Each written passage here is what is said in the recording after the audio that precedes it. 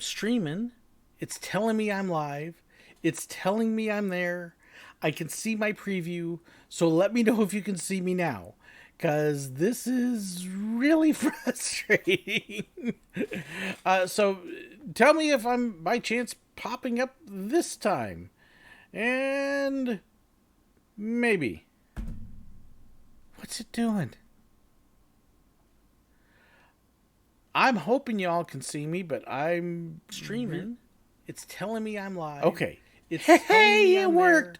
Oh my goodness. My preview. So let me know if you can see me now. YouTube, apparently what they did is they completely changed their back end. The old live streaming stuff they had set up, they got rid of and put in this whole new streaming studio. So I start off my stream on one screen with my OBS stuff, but apparently now I also have to go into the live studio after I start streaming and hit in there to go live instead of it starting automatically. Because, YouTube, stop messing stuff up. Whoops. Yes, as I smash you guys around. I'm so sorry. Whoa. Okay, that woke you all up, I'm sure. Thump. Okay. Any case, guys, we're finally here. I actually had started 5 minutes early, too, so it took me 10 minutes. Anyways, I hope you all are having a good day. Weather here is gorgeous, and here we are stuck inside. My wife and I and daughter, we've now gone through 1 week of self-containment to try to make sure we don't have anything. And so far, so good. We're all feeling real good. No signs of anything. So, yeah, old people struggle with change. So, but we're doing good so far. The people that we know that have it, there is one hospitalized and one that is not. They are both stable at this point, so that is a good thing. And we're hoping that we actually did not get exposed. We will wait and see. So, hello to Pennsylvania and Houston. My wife is actually down the end of the hall. She's hiding, so I don't really blame her. But let's see. Live in Missouri. Do you? You don't have to answer. Well, the 120 Isaac, since I worked at Silver Dollar City for 3 years and I still go visit. Yes, I do live in Missouri. I actually tell people where I pastor. I pastor in Crane, Missouri. Nice little town, so you can look it up that way. My church has a Facebook page. You can see my messages there and stuff like that. So, yep. Hello from Arkansas and Tennessee, Canada, Deltona. We got all Deltona. There's a Deltona and a Deltona, so that's wrong one. Louisiana. So what I thought would be fun is to do something a little bit different. Not really a regular live stream, although I will still do the question and answer and stuff if you guys toss out questions. But what I thought would be a lot of fun, just as something totally and radically different. Well, maybe not radically. Is to do a video watch party and to pull up some of my old original videos. So I'm actually coming up on 4 years here in a couple months, and thought it would be a kick to go back and look at my first videos, and then we can go other videos that y'all would like to see, and we can stream them, let you see how far my quality has come and how much has changed. And you'll get to see my reactions to them, because I actually haven't watched these things in years. Literally. I know generally what's in them, but some of it will be very new. So I'm hoping that this will all stream well. Let me know how the volume levels are for you, so that way I can fine-tune it on my end and make sure the videos don't blast you. My sound levels on some of the originals are off a little bit. So I do expect, in particular, watch out for the opening theme song. It may be loud on some of those. But if you have questions about the videos or comments and stuff, let me know. And I'll offer my commentary sometimes during the video, sometimes afterwards. And I may actually pause it a little bit. Black and white, they're not that old. So, hope that sounds good to everybody. So the first one I'm actually going to pull up. When I very first started the channel, I initially uploaded 3 videos, and photographers. Whoop, there we go. And all 3 of them I basically recorded at the same time, the same day, and then uploaded them all at once. So that way there was something there for people to watch and not just go, oh, one video, is that it? So, let me see here. We'd like to see the Chip and Dale story. That is actually in one of those first videos, as I recall. So, I had not heard about the Disney thing. I will have to take a look at that. You'll see me up in the corner, so Devin, I'll come back to that because I'm going to be streaming and stuff. It'll be a little hard for me to look up, but may do it. All church services are on hold. We're online only. And that is in keeping with the state and the federal guidelines, as well as our particular denomination has strongly encouraged, and I had actually already called us off before that. So let me get this video queued up for you here, and then, like I said, keep in mind, intro may be a little bit loud, but I'm going to slide me up just like that, so that way we can have some fun here. Yes, old intro. That is actually my hand. One of the favorite jobs I've ever had was as a photographer at Walt Disney World. Lots of fun. I was really lucky when I started in that I started off at Magic Kingdom. That's the place everybody thinks of as Disney World. Our main break room was actually right underneath Main Street. Yeah, in the middle of Main Street, there's a little alleyway there. Yeah, right in the middle. And you can turn down this alleyway, go through a secret door, and then it's downstairs into the utilidor. Yes, there really are tunnels under there. Really? Yes. Really? Once you get downstairs, if you turn just a little bit to the right underneath the middle of the street, that's where our base was. That's our headquarters where the photographers would get their equipment, get ready to go. Just over the other way, that was the break room. Break room? Yes! So we would go to the break room, and the Main Street break room is big. It's got a snack bar in there with all sorts of snacks and everything, including hot dogs and drinks and ice cream on a summer day. That was a lifesaver a lot of time. There'd be break tables all over the place, vending machines, a whole wall of those, a microwave so you could have your lunch. Over on another side was a whole lot of couches, a couple big screen TVs, and if you go over to those couches, you know what people were doing. You see my style's changed a little bit too. Sometimes. So unless you're wanting to...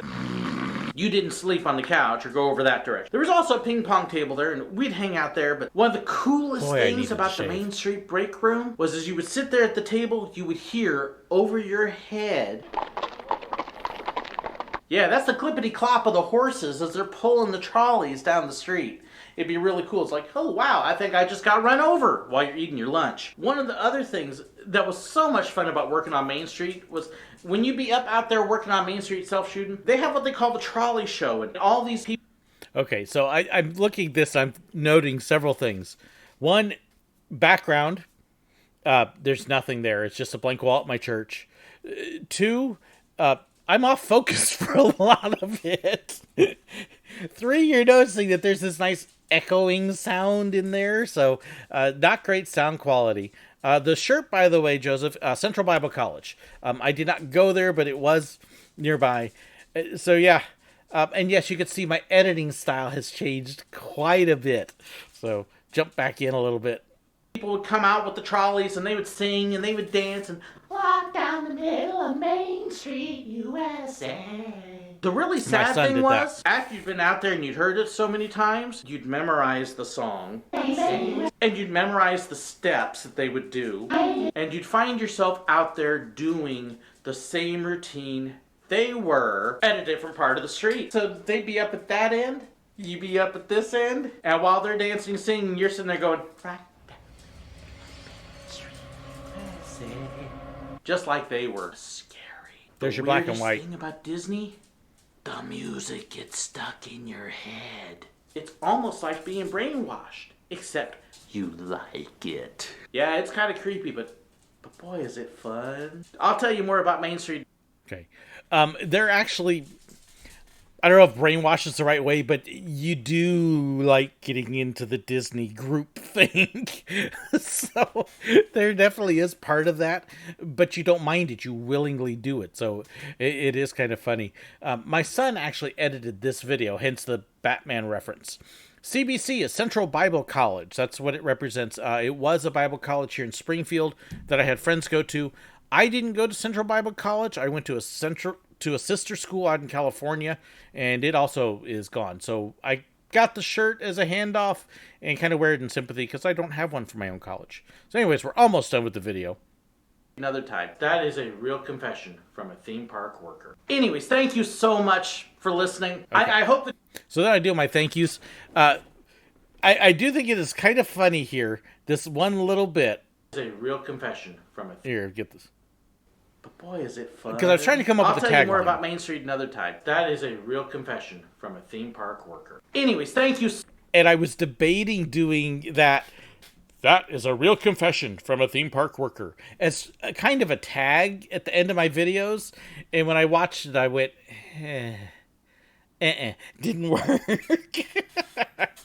Looks like the little arrow's trying to pick his nose. The nose is big enough, isn't it? So, yeah, no, not Central or Canadian Broadcasting Company. But yes, you can kind of see the first one. My son being the film guy at this point, my son had the successful YouTube channel. So my son really did the editing on this particular video and used it kind of as a tutorial to teach me how to edit. So that way I could kind of get a clue as to what I was doing. And yes, you could kind of get an idea of how far it has come since then. What's the best Disney song to get stuck in your head? If you worked at the park, you had all sorts of them. It's one of the ones that came to mind at Hollywood Studios. They had the High School Musical show, and it was a big trailer that would roll down the street, go to the hub area with the hat, do their show, and then roll back down the street, doing music the whole time. And I've had half of that show stuck in my head the last 2 weeks, especially the "We're all in this together." And oh my goodness. Yeah, there you go, Craig. More singing. Ha. So, Devin, you may have noticed I was looking at my phone at the beginning there. I was checking. Disney has not declared bankruptcy. The site that I would love to know what site you hear sent me the link. Haven't received a link. Let me know where you sent it to, because I don't see it. It may be on the Facebook page. But as of right now, no, they haven't. And Disney actually is probably one of the safest companies because they have a major reserve fund, so they should be fine. Yeah, not seeing it there. So at this point, no, Disney is not. Highly doubt that'll happen. But anyways, you got the first, so that was my very first one. Quick on the favorite question stream. I thought it was a soccer shirt. It actually is a soccer shirt. It's one of the old Central Bible College soccer jerseys. I have two of them. I have a red one and a black one. So that actually is what it is. I said, I can definitely sing Bare Necessities. I like Bare Necessities. Look for the bare necessities. Okay. Do I like Disneyland better or Silver Dollar City? Disneyland. I love Silver Dollar City, but Disneyland is probably my favorite park. Oh my gosh, did I do it? I actually said a single favorite? Ooh, okay. I'm going to start twitching here. So, but we are doing good. Everything's good. Yeah, the hat's gone. I have pictures of the hat. I have pictures with no hat. So, George Burnish. It's not Burnish. I'm Burnash. So, and I don't know what you sent it to on that, Devin. Did you send it to Facebook? Because I don't have a Facebook message. I may have to take a look here and pull it up. Let me see. Yeah, I'm not seeing it there, but I'm having to pull it up on my phone. So, anyways, so that was my very first video. And you can see I've come a long ways, changed a number of things, but at the same time I recorded two other ones. So this one I think has probably become kind of the hallmark of my style of video. And oh, hey, Devin, it just now came through. In debt offering. No, that's not a bankruptcy. Little bit different. A debt offering is where they're working on clearing out debt. It is not a bankruptcy thing, though. So, nope, they're good. It's from Inside the Magic Net. They're the ones who posted that. So, little misunderstanding of what it is. And Geekmoto, thank you so very much. Yeah, when you worked at Magic Man, you learned how to tune out the music to the point you couldn't hear it until somebody pointed it out. At Toontown, in particular, The chipmunk singing Turkey in the Straw would do that to you. And you would hear it over and over and over. And so you did. You had to tune it out or you would go nuts. Do you know why they took the hat down? It was old. It was only supposed to be there for a couple years. That and the hand, and it was ugly, and it was goofy, and I was happy to see. I like the hat better than a lot of people, but I like having the Chinese theater there. And the sad thing is, they got it cleared out. You could see the theater, and then they started putting shows and stages in front of it. It was like, if you could see the theater, it's a gorgeous view with the Chinese theater there. They didn't need anything in the way. So, when will Silver Dollar City open? The same time all of the other theme parks open. We don't have a clue. Cedar Fair is now saying mid-May for all of the Cedar Fair parks. So, let's see. So, anyways, my next video, this is the Silly Guest Questions video. So, people love these, and yes, you will hear a couple familiar stories on here. So, let's have some fun with this one. There's my loud intro. Try and get that down for you.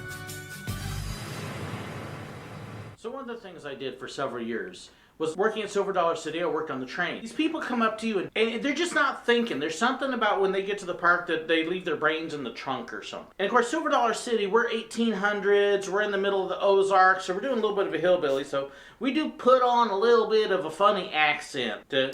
I don't know why I would be talking about putting on a funny accent. I don't talk funny. I talk totally normal. How to help make it feel more real. And then the people asking these questions, now they were really nice and allowed us to have a little bit of freedom so that when we got dumb questions, we could throw back really dumb answers as well. At least as long as we didn't get the guests upset. And trust me, at Silver Dollar City, we got lots of dumb questions. I don't think there's a theme park out there you don't get dumb questions. Let me give you some examples of some of the dumb questions that we would get down at the train.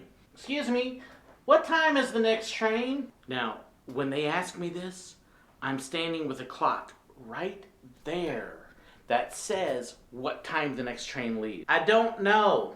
How long is the train? 1 engine and 4 cars. When does it get back? When it's done. When does it leave? When it's ready? When will the train be here? When it gets back. How long does the trip on the train take? One time around. Is that a real train? No, it's actually made of cardboard, and we all get on and we make lots of noises and pretend. Excuse me. I love that line. That was always one of my favorites. Nope, it's just made of cardboard, and we all get on and make lots of noise and pretend it's real. Oh yes, my dumb tourist. Is this the train? No, sir, this is not the train. This is the depot. That big red thing behind me, that's the train. Excuse me, can you tell me, where's the train? On the tracks? Hey, where do the tracks go? Out in the woods? Where the tracks go? Right there. Do you know when this weather will clear up? You really thought about that one before you asked, didn't you? Well, sir, I talk to God quite often, and I like to think I hear from him, but he doesn't give me the weather report. Why is it so hot? 'Cause it's summer. Why are there so many hills in this place? Hello? Well, sir, you're in the Ozarks.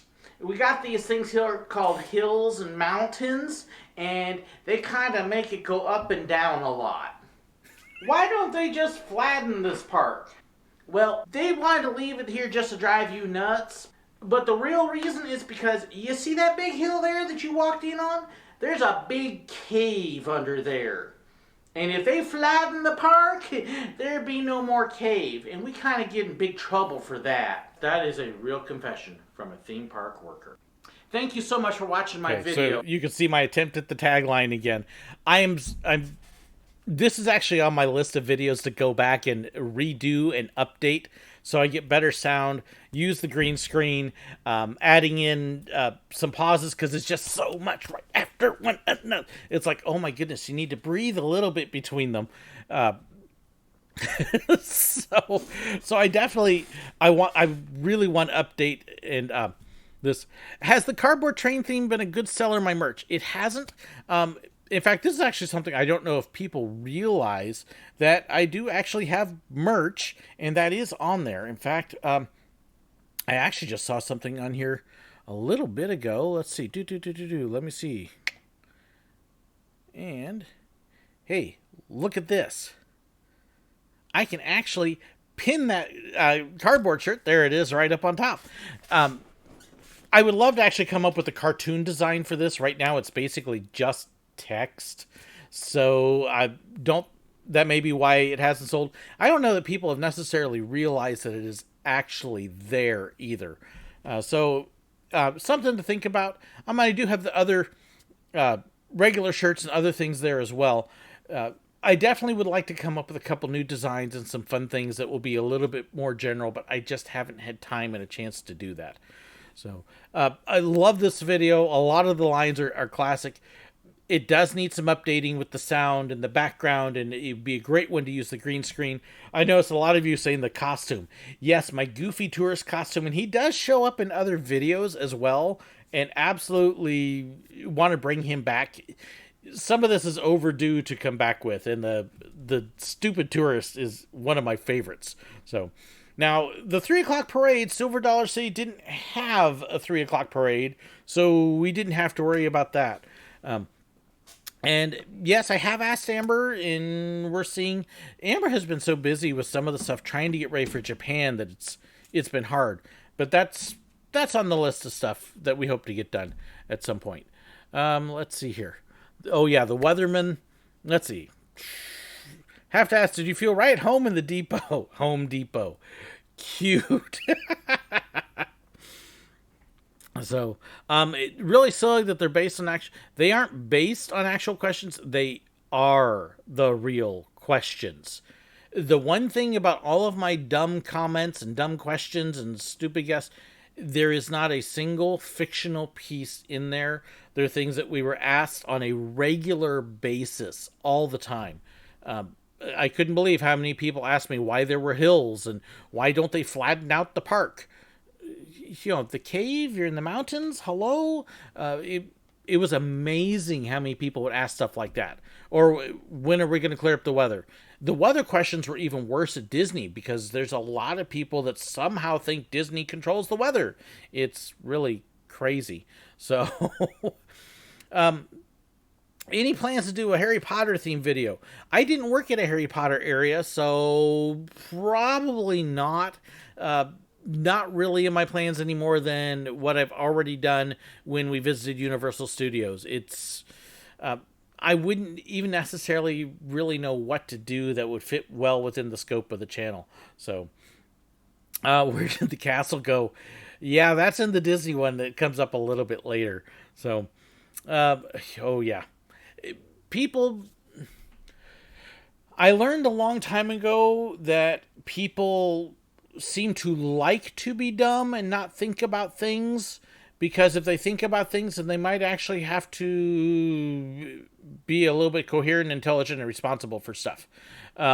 So, and I could go on to whole long rants about that. You can see some of it happening now, but yeah, we won't do that. So, but yep, people are, hey Robert, good to see you. So, I actually use OBS for my live streams. Works great. So the only issue I had with getting my live stream started wasn't anything to do with my streaming program. It was a change that YouTube made on the back end that they didn't say anything about. Okay. So anyways, that was number 2. And then number 3 is actually a Busch Gardens video. I don't do as many Busch Gardens videos, especially not anymore, as it starts playing before I want it to, because I've told most of the stories. I didn't work at Busch Gardens as long, and when I did, I was only part-time, so I didn't have as many stories to tell from Busch Gardens. So that's why you don't see them as often. A little bit more ride operator themed and stuff. This one actually covers a couple of the good stories from Rhino Rally. Let's see. The ones that ask, can Disney control the weather? Are the ones that think the Earth is flat. You'd be surprised, Crazy Mike. I have seen brilliantly intelligent people ask, some of the dumbest questions. And I have to admit, I've done it. There have been a couple times that as soon as I asked something, I went, that was dumb. Sorry. So, but we all do it. It's just whether we're willing to admit that we've done it. Okay, so here is what's a rhino do in a lightning storm.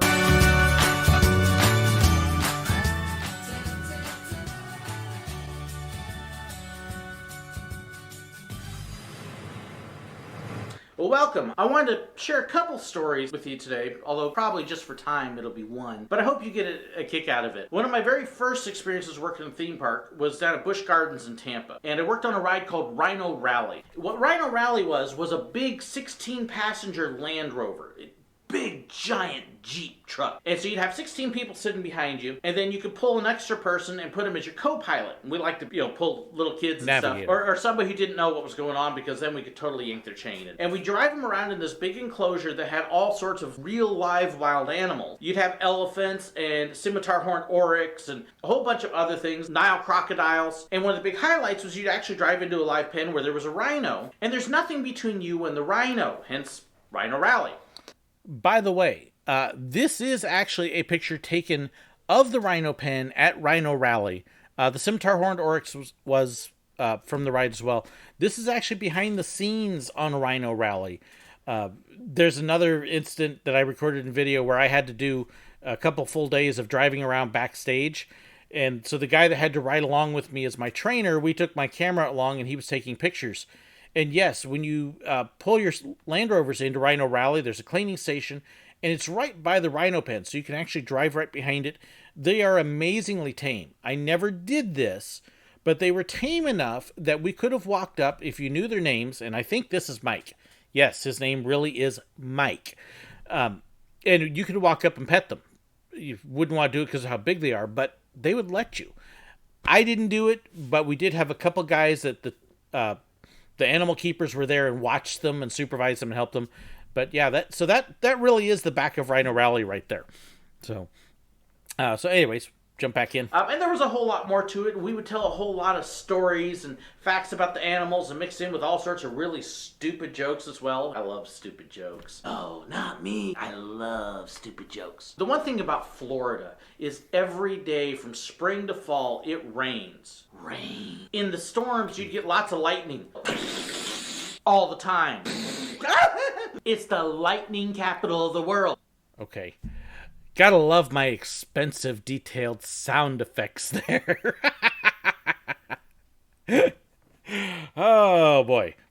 So we'd have to watch the weather a whole lot. And so there was this one time I'm driving around in Rhino Rally, and I've got my passengers, and we're just having a good old time. And as we're starting to come around in the rhino pen, we've been watching the weather, and the clouds are starting to gather, and all of a sudden, this lightning bolt hits. Boom! I mean, it's right across the street. It's scary.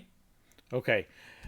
I will never forget that lightning bolt, because I was driving the truck, and where Rhino Rally was, it's kind of on the... Okay, get my directions. It's on the east side of the park, and on the other side of the Savannah fence is a road, and then right on the other side of that is Adventure Island, the water park. So if you were looking at the right angle, you could actually see the water slide tower at Adventure Island. And anytime they thought there was lightning, they would close it down. We were actually already out on the route driving when this came through, so once you start, you got to finish the route. So that's kind of why I was still out there at this point. There's the crud out of me. But it's not just me that gets scared. It's not just my passengers behind me that get scared. It scares the rhino. I learned a couple things about rhinos that day. Did you know when a rhino gets scared, it can jump a foot up off the ground? Watching a 3-ton rhino jump a foot off the ground is not something you want to see. Even more so, it starts spinning in circles while we're 15, 20 feet away from it. It's spinning in circles. This is not something you want to see when there's nothing between you and the rhino, except the side of a truck. It's like, uh-oh, hit the pedal. There's only one problem with trying to floor a pedal on a Rhino Rally truck. Top speed is 7 miles an hour. 7 miles an hour. And I know I'm slightly exaggerating, but honest truth, when that rhino jumped and started spinning, They're normally nice and friendly. I did get headbutted by rhinos a couple times because they thought I was giving snacks and didn't have them. But when you see that rhino get agitated and wound up like that and there's nothing there, you really are on that wheel going, come on, move, go. I don't think I've ever been so scared in my life. Maybe a time or two. Was that rhino following me? I don't have any clue. I wasn't looking. Moral of this story? Never be near a rhino in a lightning storm. Bad idea. That is a real confession from a theme park worker.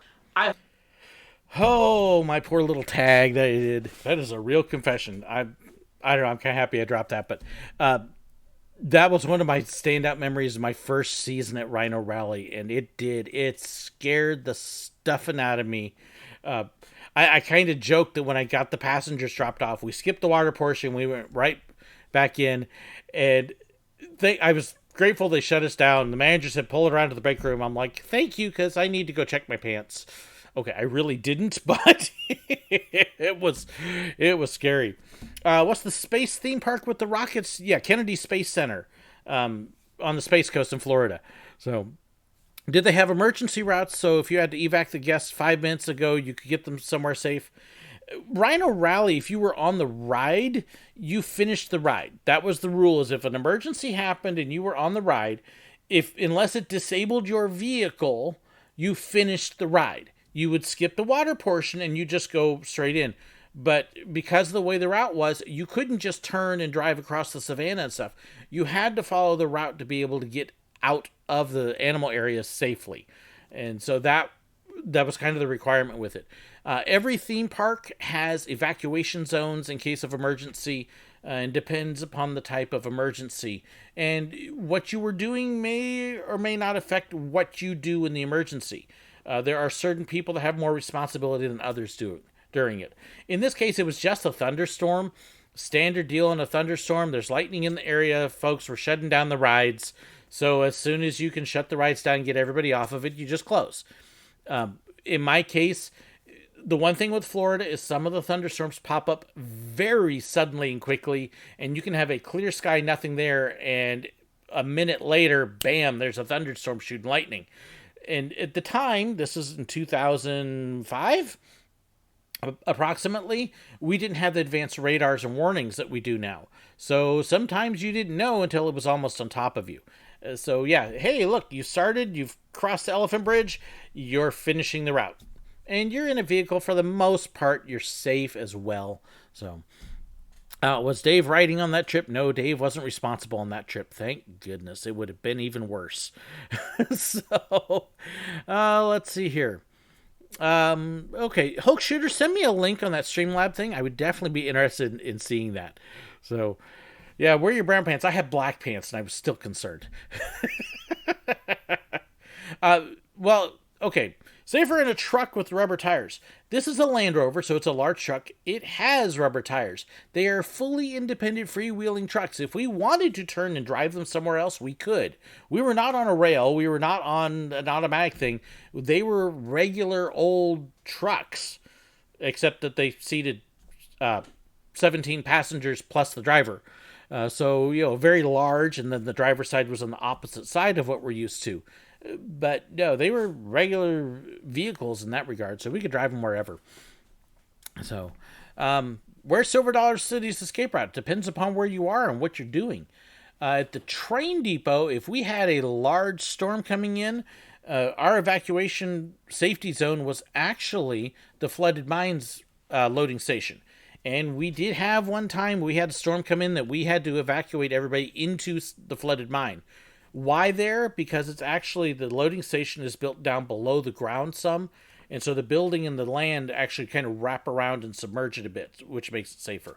So that's why. Let's see here. I know you meant where's Silver Dollar City? Yeah. I am good, Adventure to Health. How are you doing? And actually, I had somebody here that said they were binge watching my videos as a new viewer a little bit ago. Joe Talks Wrestling. Hey, Joe Talks Wrestling. Welcome. Happy to have you. Does one game wait when working at Disney because of all the good food? No, because you're working 10 hours a day and then working all of that off. You don't get to sit there and eat all day. You're working. That's like asking, hey, do I get to go ride rides while I'm working? No, you're working. You have a job to do. No, I was not at STC when they filmed Undercover Boss. That actually that was what, 2 years? I think it was 2 years before I was there. So it wasn't 2008 or 9. It was after that. I was at Silver Dollar City from 2012 to 2014. I want to say it was 2010. The guy who was in the episode had actually left the season before I got there at the end of the year, although the president was still there. But there were people that knew him. There were a lot of people in the park who were there during the filming. So I did get to hear about that. How long did I work at Busch Gardens? I was at Busch Gardens from 2004 to 2006. And I was there part-time because I was actually a full-time teacher at the time. So I would do it weekends, holidays, summer vacation, stuff like that. So didn't have as much time there, but it was my stress relief. I was at a rough inner-city Tampa school that during the week I would go out to the park and ride the coasters and scream out the stress. And then it was a great way to just... Rhino Rally was much more relaxing than my actual job. And so I was able to just kind of go and relax and be goofy. And it helped me stay sane. It really did. Got any stories you used to poke fun at Dominic Hogue? Dominic actually started on the train at Silver Dollar City after I did. So I left, and I believe Dominic came on the next season. So I know Dominic. We talked, but I don't really have any stories to tell because I didn't work with him and he didn't work with me. So he could talk about what he heard about me, but we didn't get to actually work together. So, all right. So number 4. Now you're going to notice with this one, I am still on the same background. By the way, if you notice, my editing style changed a little bit from the first one that my son did to the next couple. Little smoother edits, not quite as jumpy because I thought it was just a little too clippy. This is still the same room at my church. It's basically a glorified hallway.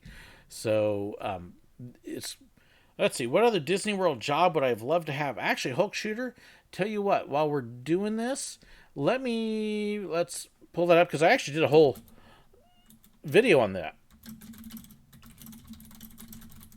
And I'll tell you what, maybe instead of doing this 4th one, let's show that video. Instead of just giving you the link, I'll actually show it to you. Okay? How's that sound, Hulk Shooter? We'll answer your video with a question, and I'll actually even show you the video.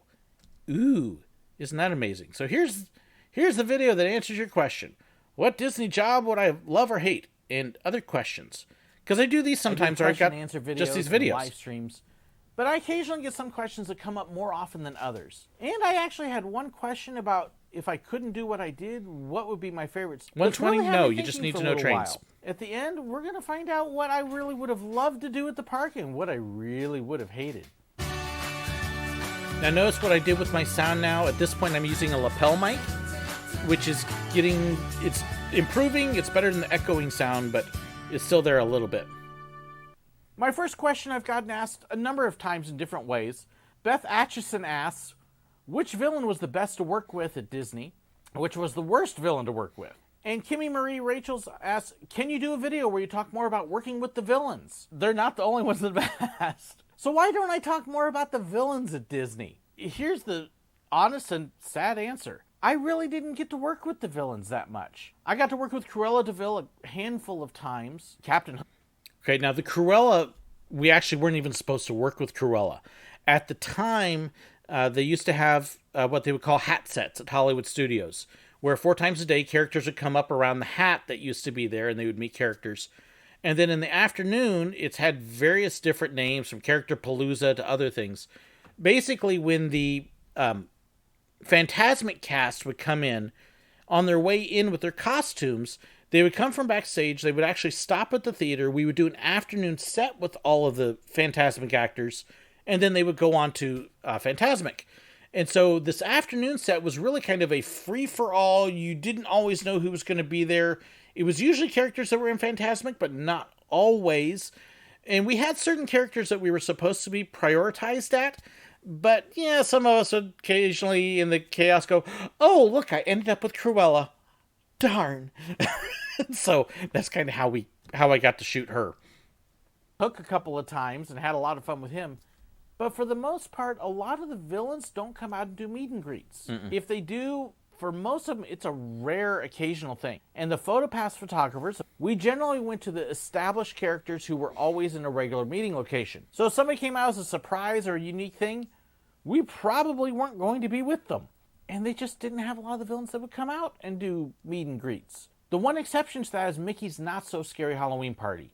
A lot of the villains come out there and do a lot of meet and greets, and they'll have photographers with them. But the times I worked Not So Scary, I was out on the street just about every time, getting pictures of the castle or some of the other landscapes, such as the ghost carriage at the Haunted Mansion. I didn't really get to work with the villains. And now they've got a couple more coming out. I mean, like Gaston. I would have loved to have worked with Gaston. Would have liked with Cinderella's stepsisters and stepmother, the Tremaines. We actually didn't have a photographer with them for quite a while when they were coming out. Finally, shortly before I left Disney, they finally started sending a photographer with them. I didn't get the chance to do that. I would have so loved to have worked with them. They were hysterically funny. That's why you don't hear me tell a lot of stories about villains, though, is because I just really didn't get a chance to work with them very much. William Talbert asked, at Silver Dollar City, did you have to do other jobs besides the train on slow days or when you were shut down for a while? It's a good question because it applies to a lot of different rides. And I'll make this quick and easy because I think I take a long time to answer this. Nope, not really. Let's see here. Yeah, I did learn cheetah chase, so let's see. Let's jump ahead just a little bit. What was my favorite rope drop ceremony? Magic Kingdoms. Absolutely loved theirs. Okay. So, like I said, I show pictures and a couple other things and talk about those. See if I can come up ahead to the next question. Boy, I took a long time about that. Let me see. I had a couple people say, hey, you need to do this. What they did this one episode was, there's three guys and they talked about what attractions they would have liked to have worked or what jobs they would have liked to have done. Here we go, Hulk Shooter. And which ones they would have hated.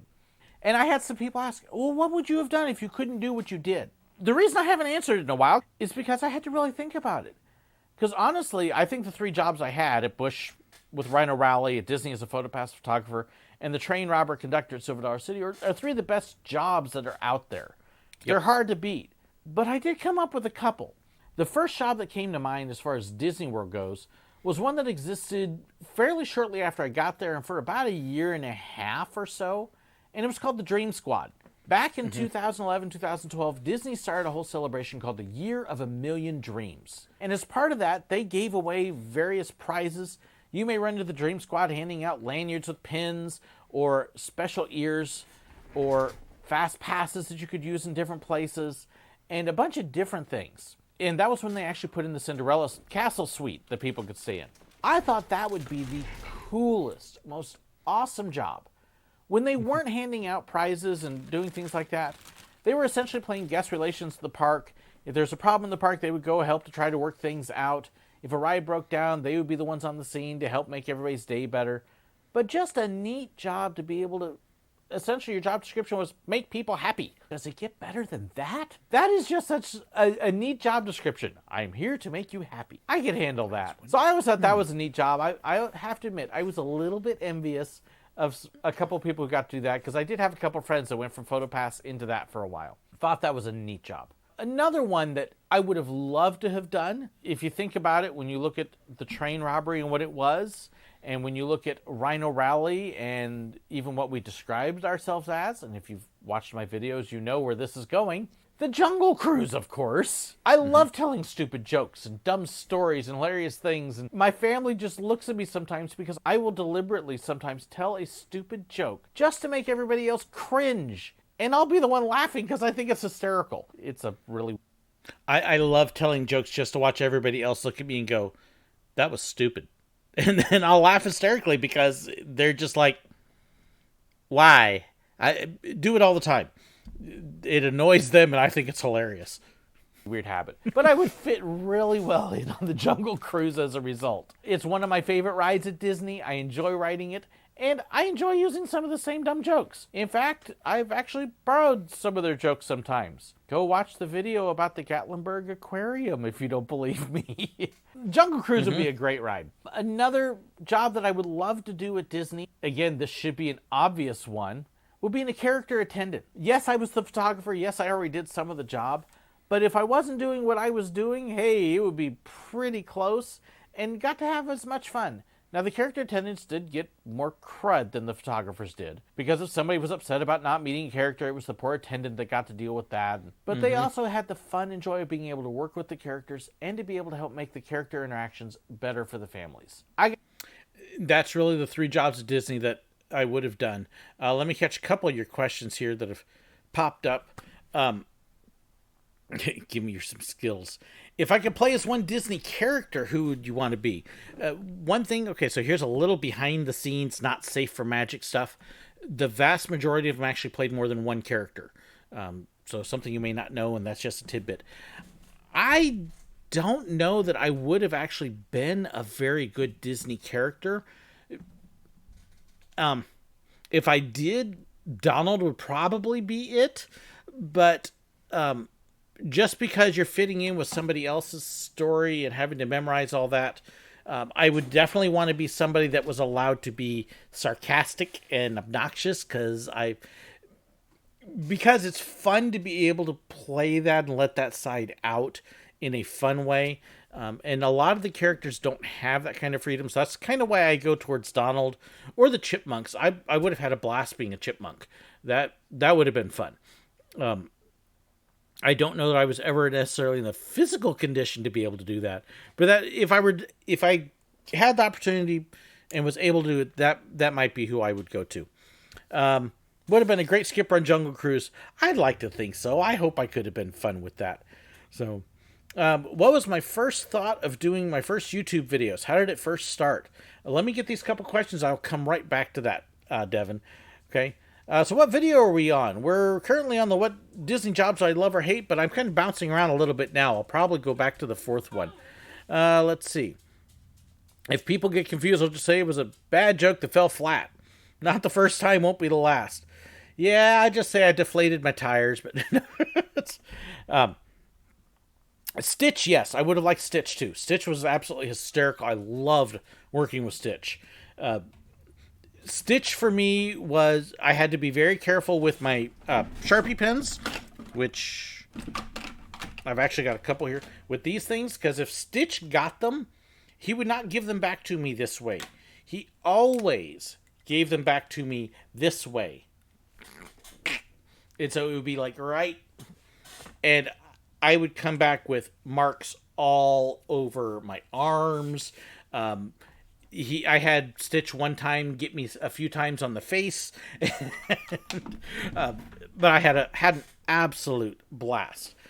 Can you apply for specific jobs? You can apply for departments.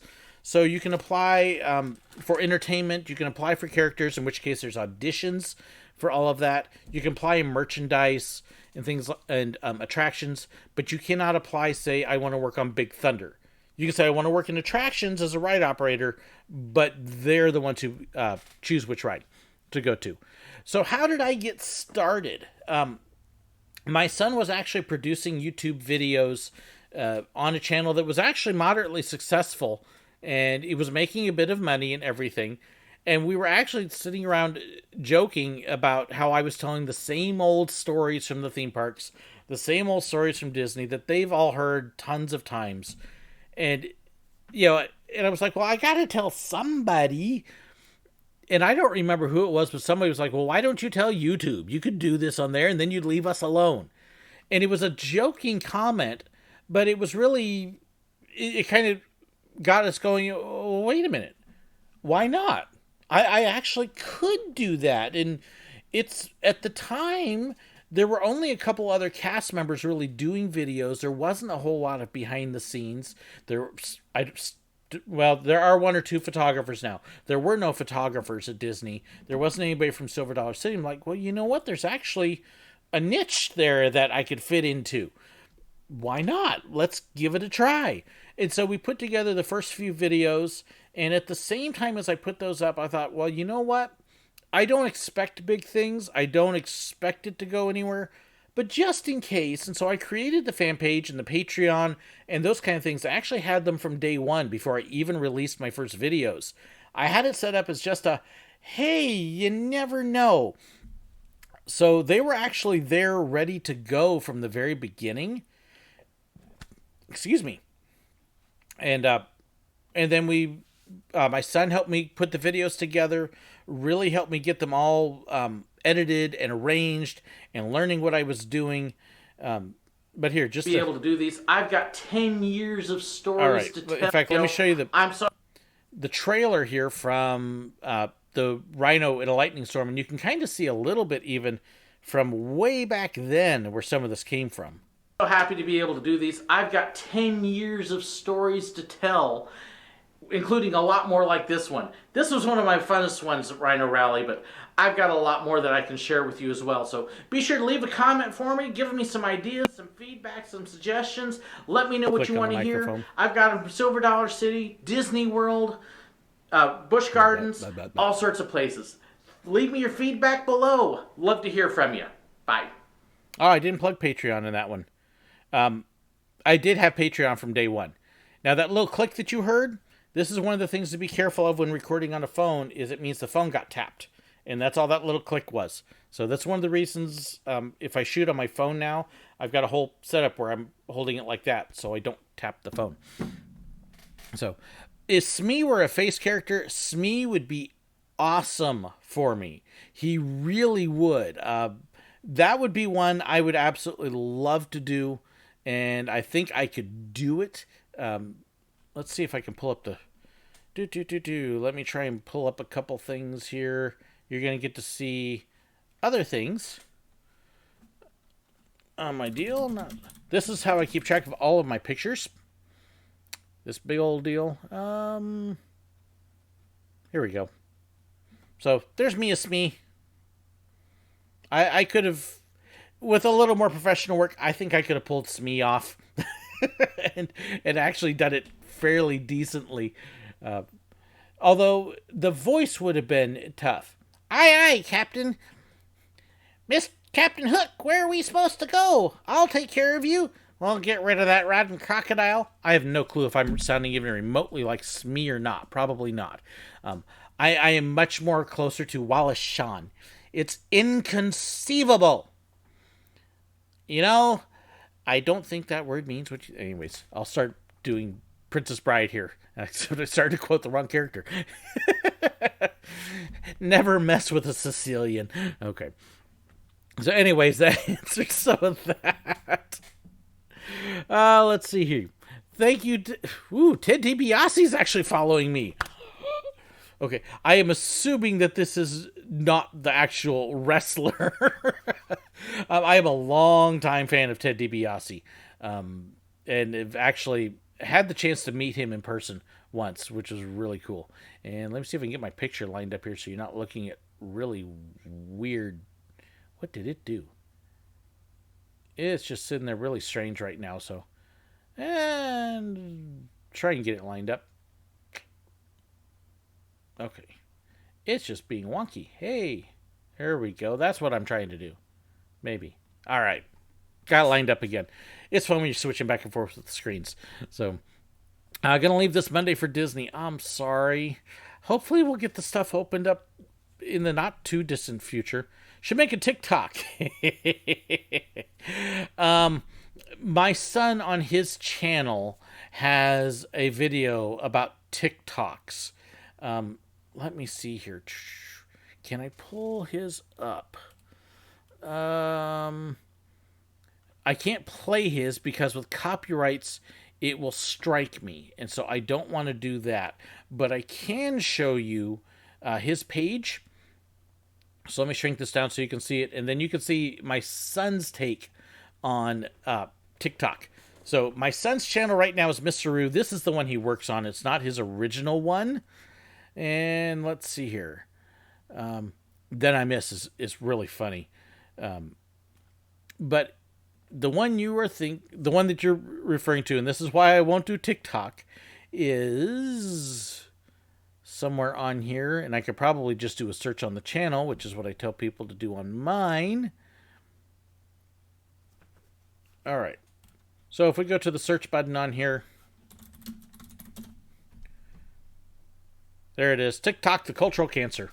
If you want to see my son's take on TikTok, go watch this. I promise you will laugh. It's a hilarious video, and you'll get a good kick out of that. So, and yes, go check out my son's channel and go subscribe if you haven't already.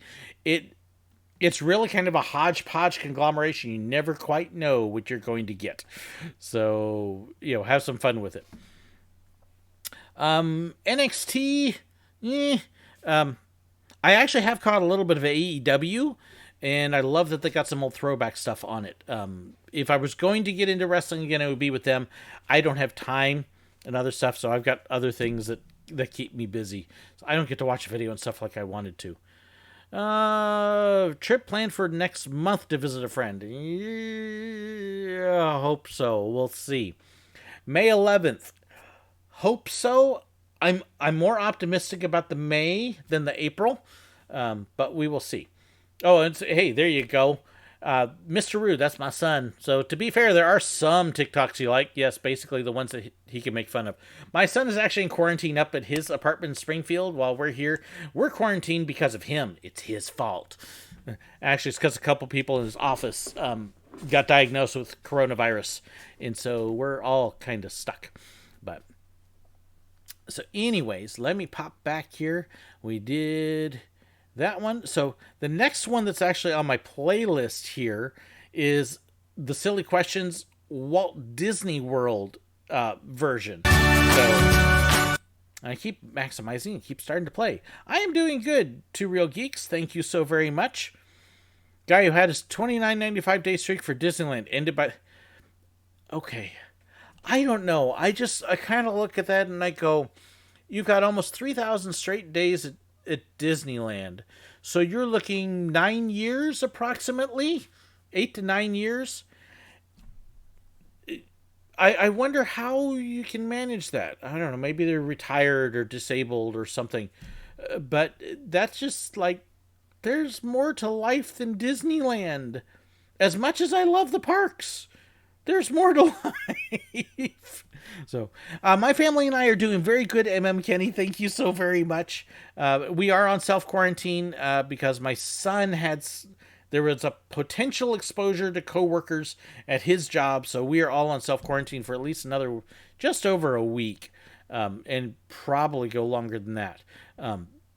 But we're doing fine. We're well stocked. We started right after my wife got paid, so we got to consolidate all of our groceries, which is very good. So we're in good shape. Let me get this shrunk down, and we're going to go Silly Questions Disneyland edition. Yay! And let me turn the volume down so you don't get blasted by the intro.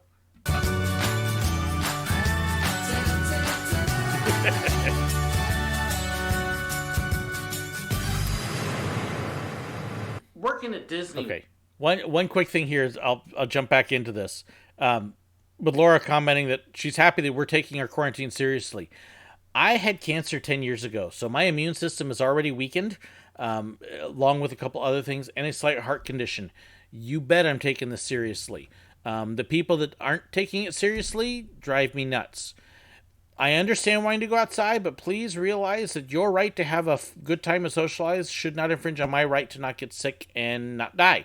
So, okay, there's my spiel there. Please take it seriously. All right, let's skip that. Let's go back to some fun. Working at Disney World, we get all sorts of people from all over the places. And at the time I worked there a few years ago, when you walk into the park, they would have these little finger scanners. And you put your ticket in and stick your finger on there. Well, we would joke as cast members that those finger scanners would suck the brains right out of them. People at Disney are some of the most clueless people you'll ever find. Now, here's something I'm realizing. This is, like I said, it's been 4 years. I must have shot 4 videos on that first day, because you notice it's the same blank wall and the same white shirt. So I did 4, not 3. So see, I don't always remember totally correctly on that. But yes, we did joke about the finger scanners sucking their brains out. We would get lots of dumb questions. Some really goofy ones, like, where's the castle? The castle? About 3 miles that way up at Magic Kingdom. You're in Epcot. This is where we have the big ball. What time? And yes, we would get that a lot at Epcot. Where's the castle? Did they move it? No. What time is the 3 o'clock parade? Yes, we would really get asked what time is the 3 o'clock parade. I heard that at least once a week. Most of the time, once a day. Well, sir, at 3 o'clock. Oh, unless you're over at the other end of the park, then it's at 3:15. Excuse me, do you work here? What gave it away? My name tag? Or the big thing on me that says Disney Photo Pass? Where's the bathroom? Okay, right behind me. Big signs that say restrooms. Men, women.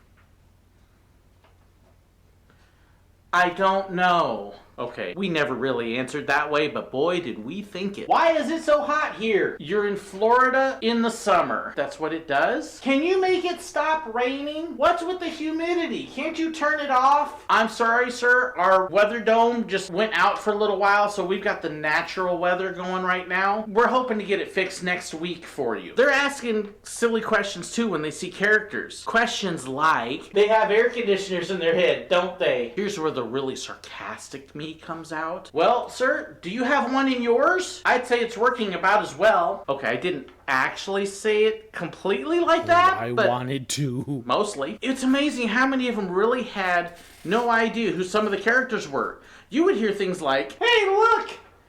It's Daffy Duck! That's Donald Duck? Wrong company, wrong colored duck. Oh! Okay, I'll come back to this in just a second. There's a couple questions I want to hit. Joseph, I don't know where that hat is, to be honest with you. It's actually, the beret with the funky hair is actually my son's hat that I stole for this, and I couldn't tell you when I last saw it. I don't know. We may need to get another one. No Brainer 60. I know that you have this as a joke. I'm not taking you seriously, but I heard this from people a lot about they took the castle down for the storms. They could not take the castle down or apart. There's a long time rumor that the castle comes apart and they take it down for hurricanes. No, they don't. It is concrete. It's not going anywhere. It doesn't come apart. They can't pull the turrets off. So, nice myth that's right there. The CBC shirt is Central Bible College, a college that used to be here in Springfield that's closed down. So that's where it came from. Yeah, do you work here? Did the silly costume give it away? Or no, I would dress like this on a normal day. Okay, I know some tourists wore some weird things, but I ate it and left the giant ball for your amusement. Ooh, I like that one. That would be cool. Disney, we could not answer with these things like we really wanted to. Silver Dollar City, we were allowed. On the train, it was cool, but Disney, a lot of times, we had to think it. Let's see. Nicole said when she took a photo and asked for a ticket or Magic Band, most people were like, we don't have one. Yeah, how'd you get in the park? So, all right, back down. Right, it's chip and dip. If you want some potato chips with that, but that's Chip and Dale. And then there's this one time I've got this family. I'm out in front of the park, right at the turnstiles. This family's come in. They're all excited. They're happy. They're gathered in front of the main park, and you've got the planter there and the train station. They haven't even really gotten in the park yet. And the dad's going, hey, look at the castle. And I'm looking at them and I'm going, excuse me, sir, that's the train station. The castle's on the other side of the entrance there. What do you, yo, kids, that's the castle. Look at the castle. Get a picture in front of the castle. No, really, it's just the train station. When you go through the tunnel, then you'll see the castle. He doesn't know what he's talking about. Don't worry about him just because he works here. Stand in front of the castle. Okay, have fun enjoying your castle. Yep. True story. Happened twice, actually. And yes, this dad was insistent that the train station was the castle. And just because I worked there didn't mean I knew anything. I was a doofus. I was just like, wonder what their reaction's going to be like when they get through the tunnel and come around. There's this other castle there. 2 castles? No, I always, the stuff people came up with. Let's see. Susanna made a comment here. Oh, the crane's going to be in the castle photo. Yes. Are you going to magically Photoshop out the crane by the castle? Nope. Not going to do it. Wouldn't be prudent. So, know some parks are playing around with the idea of ventilated heads. There are some different character costumes that do have something like that, where there's fans. But think about it. If you walked up to a character and you heard coming from them, that would kind of ruin the magic. And so, no, Disney does not have anything like that. Let's see. When back on Sunday, they were filming for National Geographic. Disney is taping something for coronavirus. Oh, yeah. You'd see stuff like that all the time. No, the dad actually, in these two cases, Craig, I generally try to give people the benefit of the doubt that maybe they don't know, but these dads were not messing with the kids. They were absolutely serious that was the castle. And that's because, I mean, normally, if a dad is joking, then usually you get a wink or a smirk or something that will kind of give away. You can see the twinkle in their eye, and these guys are just looking at me like I'm an absolute idiot who doesn't have a clue what planet I'm on. What do you mean that's not the castle? Of course. So, yeah. So, anyways, we'll finish up here. It's almost done. They were that dumb. And then we would love to do this little gag sometimes where some of us on our days off, just for fun, we'd come in as a group and we'd just line up randomly in the middle of nowhere at a planter or something. And we'd stand there for a few minutes and then we'd wait and watch people get behind us. Oh, yeah, we got something else to go. Let's go. Come by 15, 20 minutes later and you look over at all the guests and here they are going, what's everybody waiting in line for? And then what was really funny is these same guests, you could come by even later and they would be still standing there going like, we've been standing here for an hour. What's taking so long? That is a real confession from a theme park worker. I actually did that on a couple different occasions. We had one time that there was like 6 of us photographers that were all around Epcot. Just goofing off and messing around, having a great time. And one of the planters, I want to say it was over by Germany or Italy, down by the waterside. And we just kind of stood up and lined up along the rail for about 10 minutes and stood there like we were waiting for something. And when we left, there was a good 10 dozen people behind us. And, oh man, we can't wait. Well, I hope they get out here for you soon. And left, and we walked off, did something else, and came back, and there's still this long line there. It was a mixture of, I feel bad because they're wasting their time, but at the same time, are you that dumb? It was really funny. So we had a good time doing stuff like that. Let's see. Got an interview for PhotoPass at Disneyland. Didn't get accepted. Yeah. I don't know how Disneyland does their interviews as far as how far away and everything, so I really can't say on that. You would have to ask them why. And if you get the opportunity, anytime that somebody tells you, if you can ask them, okay, why? What was your reasons? So that way I know what to do. That's always a good thing regardless of the job. So, Nikki, I am so sorry. I'm afraid that we're going to see more of that. That's part of the reason we're doing this. Let's take our minds off of stuff.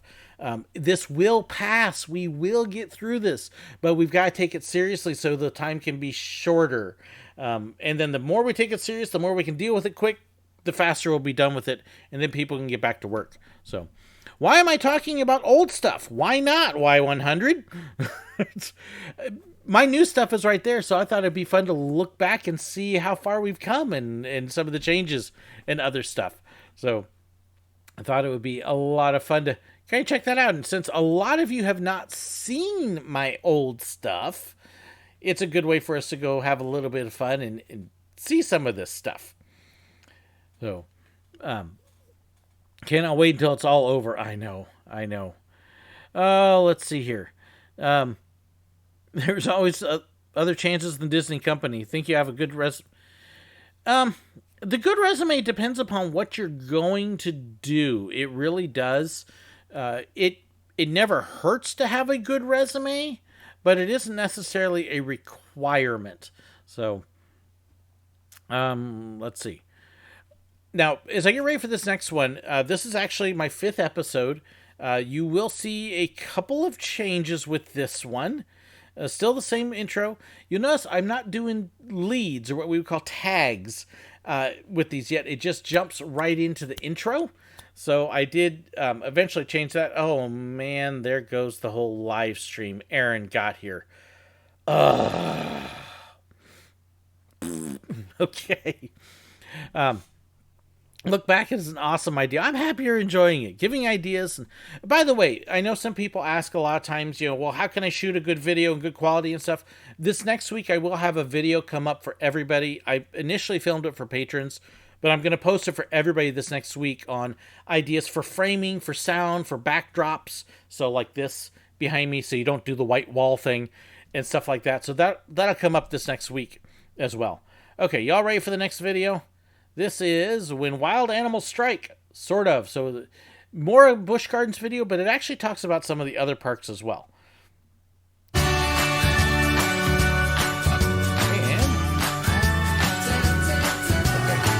that's a nice glitch. There we go.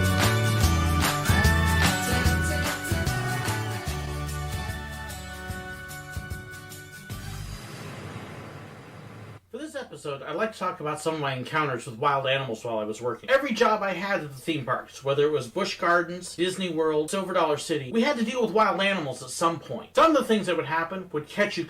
Okay, so now you can see no more white wall. Now I have my backdrop. This is the initial thing in my office. So as I was shooting this in my office at church, my desk is actually right in front of me.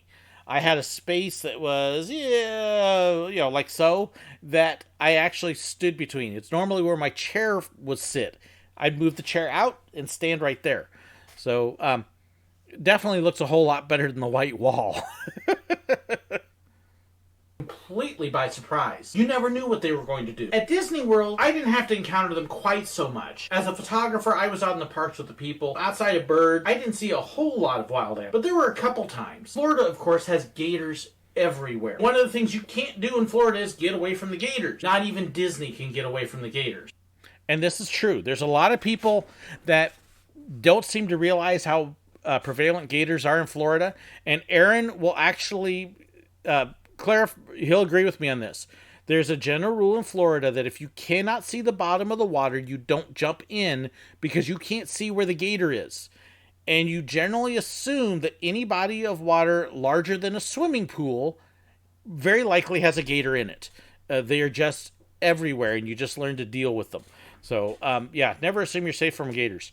You'll notice here again, as I'm looking with the background, you notice what I did with all my amusement park books. You can see these other books behind them.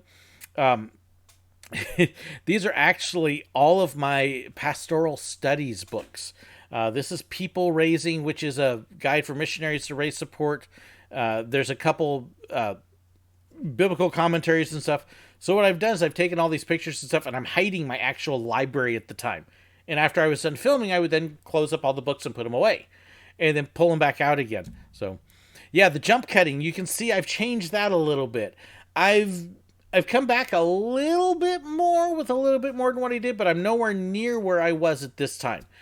Some people like this. It was a style I was playing with, and I eventually gradually started cutting it out and eliminating it. So, but yeah, nice little look back.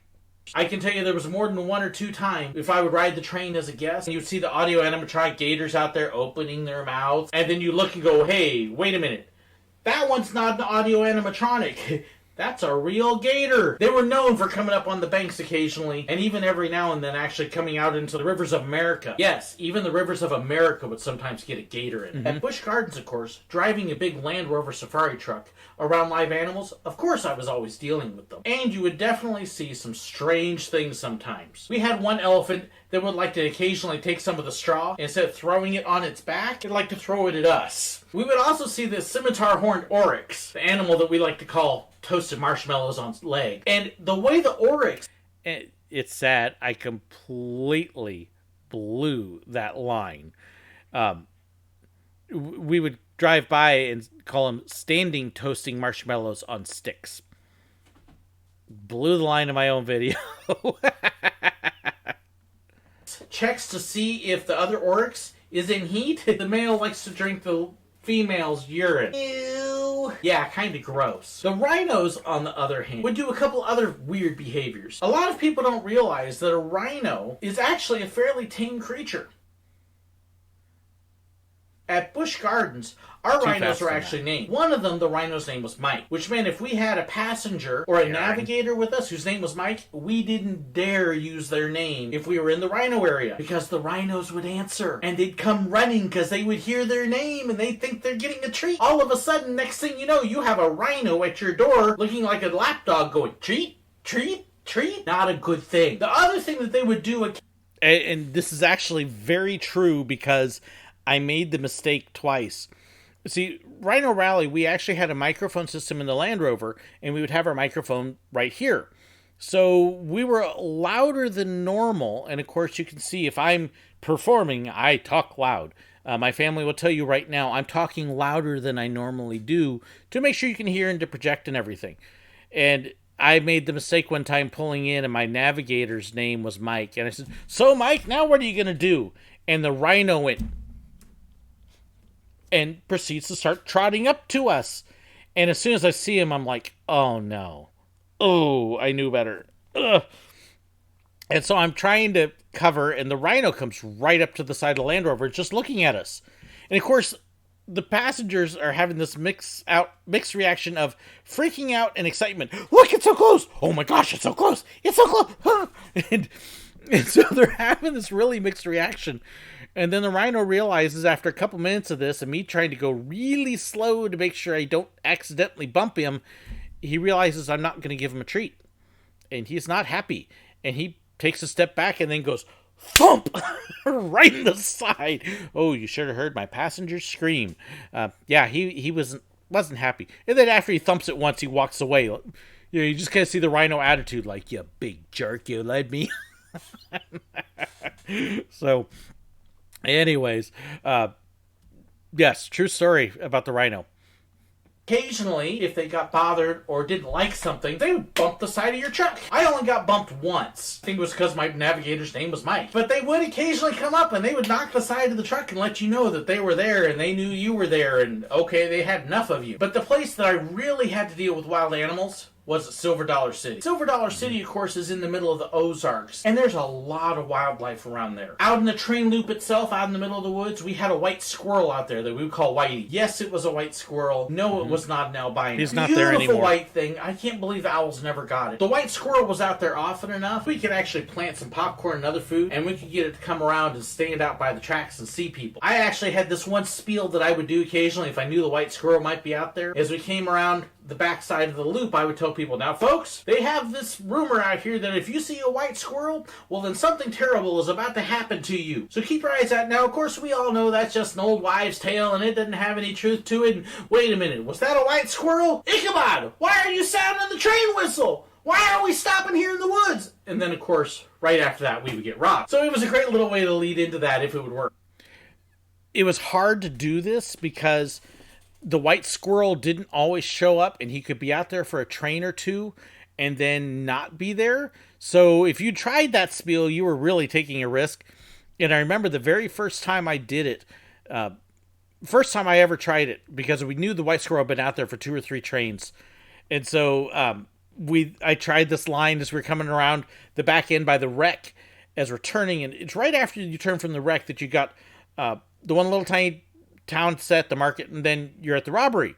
So you're delivering this right before you would get to it, and the white squirrel's out there, and I see it, and as I'm delivering the line going, oh no, is that a white squirrel? I can't believe it. This is not a good thing. And then the train whistle would go, and Ichabod, why are you stopping? Because the whistle was our cue that we're going to stop for the show. And as I'm delivering these lines going, oh no, I'm actually standing up on the back practically dancing for joy that the white squirrel was there and my line worked. And yes, I didn't have as much gray hair then. Shut up, Aaron. park. But we also had lots of deer out there, fawns all the time. I remember one time we had a big barn owl that it was standing on the side by the tracks. And this barn owl must have stood that high. It's like 3 feet. More. I remember when it finally took off and flew, it was like a 6-foot wingspan. It was a huge bird. We would also occasionally have bobcats. I remember one morning I came in and I was doing our early morning work and I was out there with the blower blowing the train station and keeping everything clean. And all of a sudden looking, hey, here's this little stray cat out there. And I kind of go, what's a stray cat doing out here in the middle of the woods? Maybe been out catching mice. I was making my way closer and closer. I realized that this little stray kitty wasn't quite so little and it had no tail. And wait a minute. That's a bobcat. And it's looking right at me. Just like Can that. we say a little scared? Especially when it starts running right at me. And I mean, I turn around and I look and all of a sudden it's gone. It had made a nest under our train station. That was a little nerve-wracking. Yeah, you never know what you're going to find out in those woods. That is a real confession from a theme park worker. Again, thank you so much for watching. I hope you enjoyed my stories of what it's like to deal with animals. Okay, I'm sorry. I gotta laugh at my terrible attempt at that tag, and you see, I just ditched it. I was debating even trying to use even that same clip over and over. Okay, yeah, that was bad. Did we ever see bears and elk? Bear only came out at night, and generally we were loud enough that they didn't come near the park when there were people there. So no, we didn't have to deal with bears, but I know that there were bears around because we would see evidence of them. As far as elk, I don't think there are any elk in our area. So no, never saw them. We did have to stop the trains a couple times because there were deer crossing the track, and they would absolutely stop the deer at that point. But other than that, looks the same. The only thing that's different is hair. No, there's two major differences. One, my hair color is a little bit different, and I am probably about 30 pounds lighter at this time because I had not been diagnosed with my heart condition, which then made me put on weight. So I look better there. Yeah. So should do a video about scrap canceled parks like the American history. There are guys that do much better videos on stuff like that, like Rob Plays and Defunct Land and Disney Dan and them. They do great stuff that way. It doesn't fit real well with what I would do, because then I'd basically be doing I'd have to get tons of video clips and B-roll and voiceovers and yeah. Bloopers, thanking your patrons is a lot better than being real. Like I said, it was never a dull moment. I hope you enjoyed this. So this if is my you old did, trailer. Please like and share it. Be sure to leave a comment either below or on the side, depending upon if you're on your phone or computer. Let me know what you think. I'd love to hear from you. Thank you so much. And see, I had a Patreon at that point, but I didn't do anything with it. So, yeah, the outro was just kind of jarring. It's like, I've tried to make them flow a little bit better. And I do think that the bloopers are a nice little bonus at the end. So yeah, if you're not watching to the end of videos now, you should, because that's when the real funny stuff shows up. And it makes it a lot of fun, because that's where my bloopers are hiding. So yeah, don't forget to check the bloopers. I do have a couple blooper reels that are on here, and I might get to one of those. I definitely want to hit the next two videos kind of in the track here. And show you, let's see a couple of my favorite stories in them. But also adjust that white balance. Everything's so orange. And again, there was a lot I was trying to adjust. I was shooting in an office. I did not have studio lighting at this point. I had a fluorescent bulb above me, and I had a window on the side. And depending upon how sunny would kind of let in that light. I also did not have a DSLR at this point. I was shooting, I want to say I was shooting on my phone, my Galaxy S6, which the cameras were okay but not great. So you can see the improvement in sound, the improvement in lighting, the improvement in quality, the improvement in editing. So you can kind of see how far I have come and all of that, how much that's changed. So yeah, Bright Sun Films Abandoned series is good for stuff like that. So has it shown a video that's made him cry? Guess what? It's coming up, Aaron.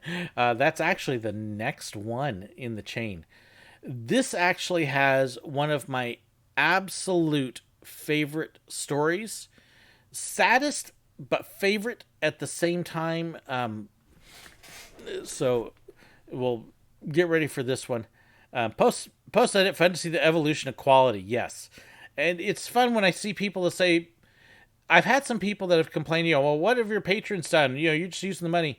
Well, here's where you can actually look at my videos and you can see the mammoth difference that improved equipment and stuff has made, and that's because of patrons. So when you're kind of wondering, what happens to that money that your patrons sent? The trips and then the quality. There you go.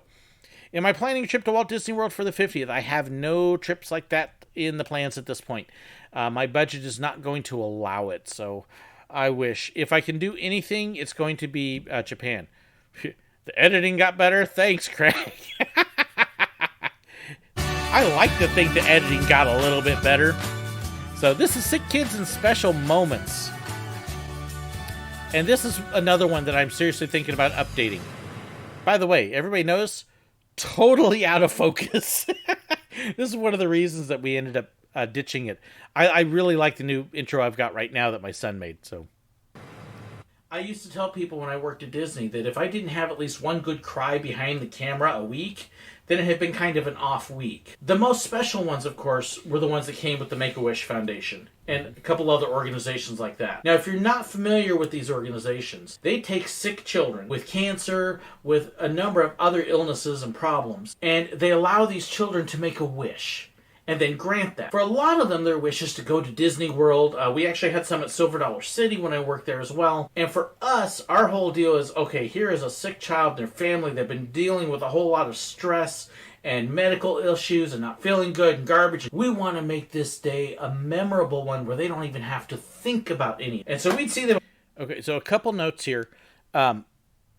Part of the reason that Disney does not allow their cast members to wear the little rubber memorial bracelets and cancer survivor and supporter and stuff like that is for this exact reason. Because Disney is a place where it doesn't exist, where you can completely forget about it, where reality is gone and there is no illness, no sickness, no disease, and none of those kinds of things. So no reminders at all. So that's one of the reasons they do it. Other note, too, we were talking about the lighting and how I look slightly orange. I have a tan in this video. This is shot in May, and I have been outside. So that's part of the other reason, too, I'm a little bit darker.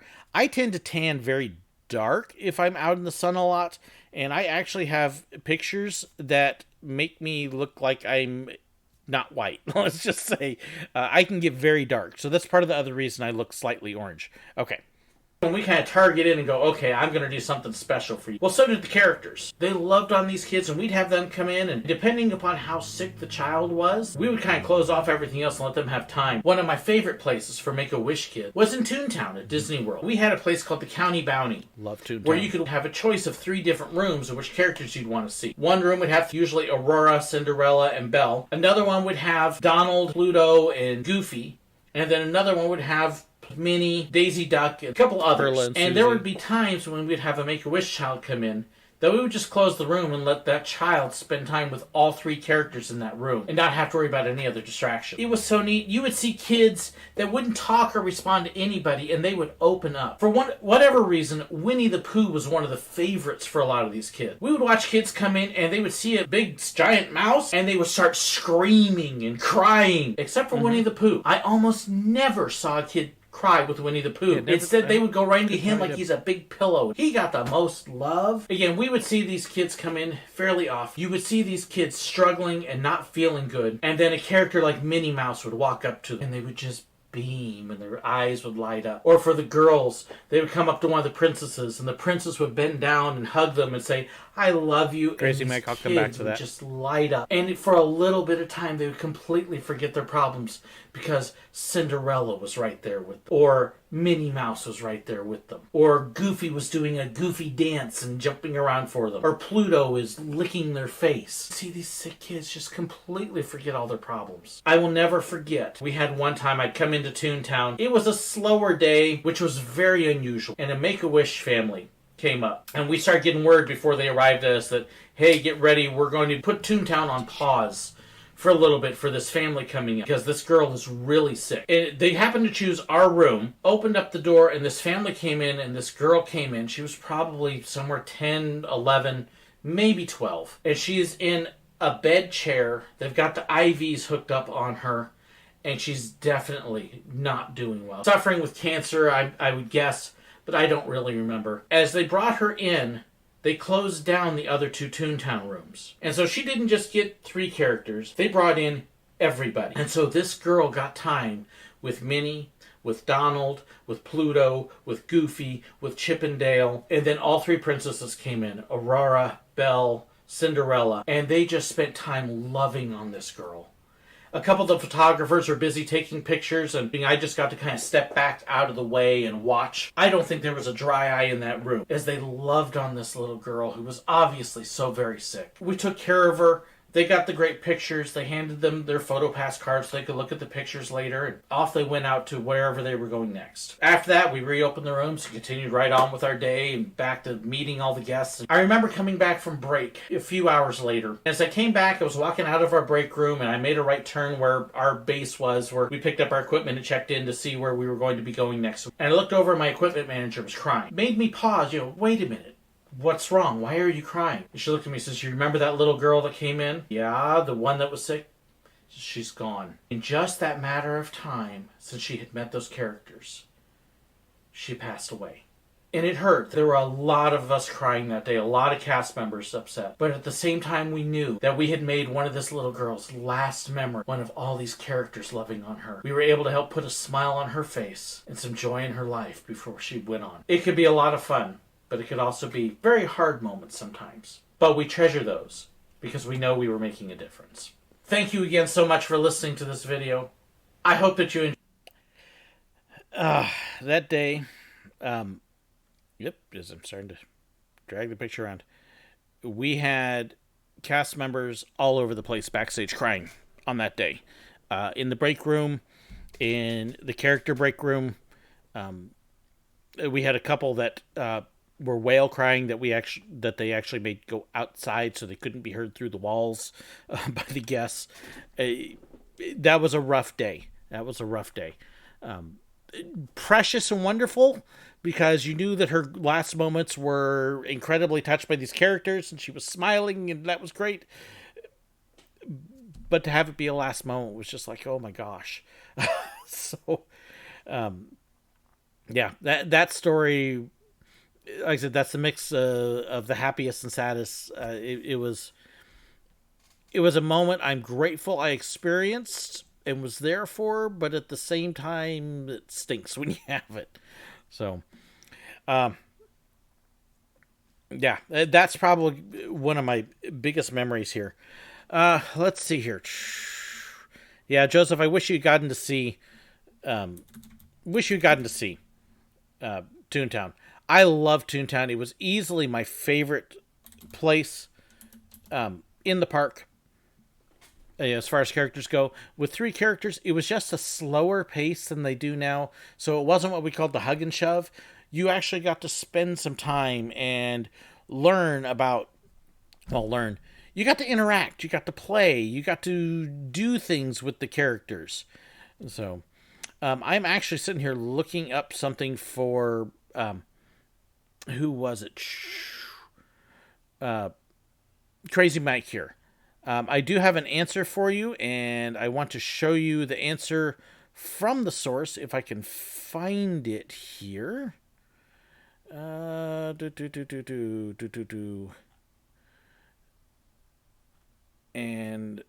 I'm not sure if I can. I know the one I want to see. I just got to find it on here because it's on Twitter. So give me just a second as I am looking it up. So he asked basically, since the parks are closed, are they going to be able to fix the Yeti? Is there a way that they can possibly get that all done? So here is your answer. This is from Joe Brody, main designer of that as well as Animal Kingdom. This is his answer on it. So, and by the way, since we're talking about that, you notice Disco Yeti. The problem with the Yeti is not an easy fix. The Yeti itself could probably work, but what you've got is the structural foundation doesn't hold it. There are rumors of cracks in the support foundation and the building, that if it moves, the building is going to come down. So it isn't just a matter of fixing the arm on the Yeti to move. You've got to basically tear apart half the building and rebuild it along with the foundation. The chances of it ever happening are slim to none. It's just not cost effective. It's not worth the money it would take to fix it. So I don't think you are ever going to see the Yeti move. And totally honest with you, the difference between his arm going like this and it being here and the strobe going is almost nothing. You're past it so fast, you don't even really notice the difference. If you've never seen the arm, you're not going to pay. It's not going to make a big difference at all. I've seen the arm several times move. I've been on it.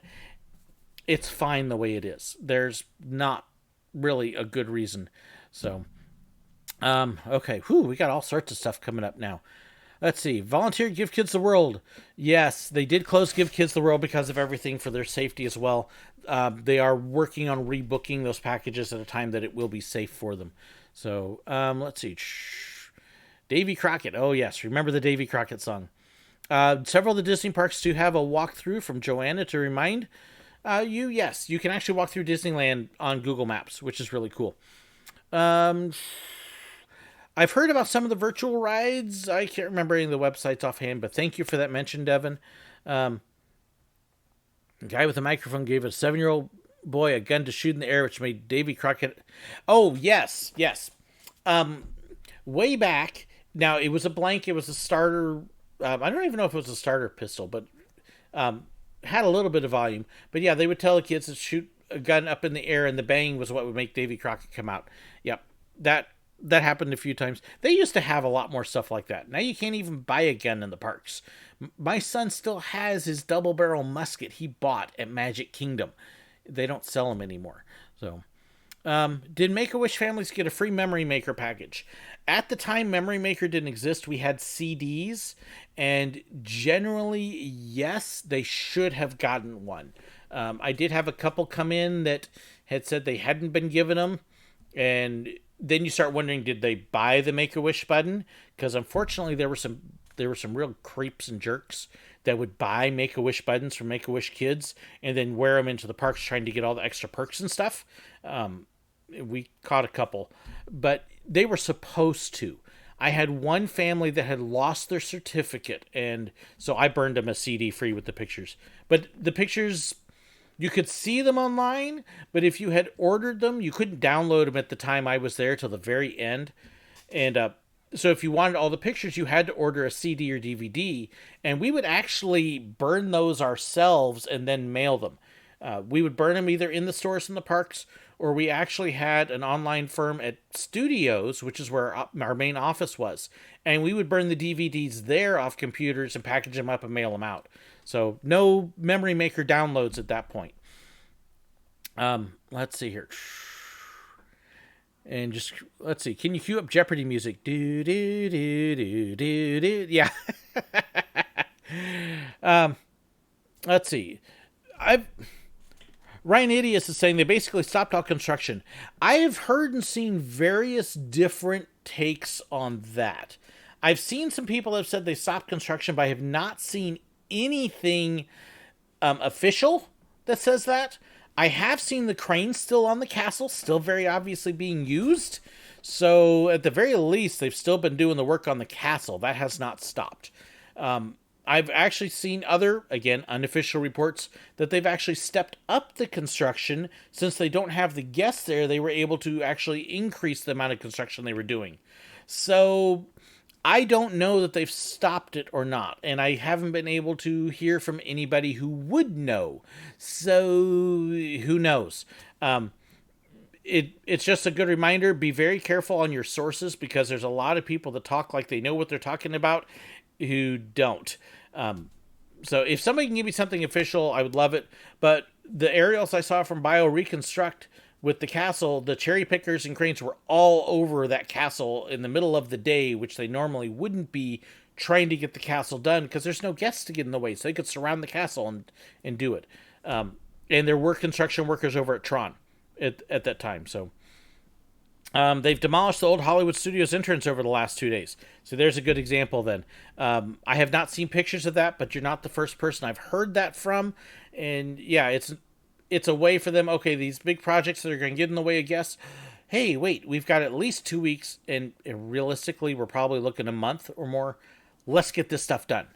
So, boom. My wife is looking up at stuff. I told you this would be a long one. Oh, of course. So, let's see here. Thought I said during D23 that they were going to... Joe Rohde has been wanting to fix the Yeti for years. They are still looking at ways to fix the Yeti. This is Eospon's 200 comment. But they have not found a way to do it cost effectively, and that's going to be worth it yet. So, they were going to... They will eventually find a way, maybe, but then the question is, okay, is it worth it? I don't think they're ever going to find a way to fix it that is worth it. So, time you ever went above and beyond to make a guest experience even better. I've got stories in several of my videos about that. I'll see if I can pull one up here. We'll see what we can get. Have they got the hill built on Mystic River Falls yet? I have no clue. They haven't let anybody in the park yet to see. I was going to be taking pictures last week at opening, and well, actually, it would have been last Wednesday, and they didn't open and don't know when we'll open, so who knows? Who knows? No idea. Problem. Let's see. WDW News Today, WWNT.com, has photos of the demolition, so let's see. 33rd liker. Only 33 likes so far? What's the rest of you doing? Go hit like on the video already. Shame on you. Okay, I know, that's plugging myself. Go hit the like button.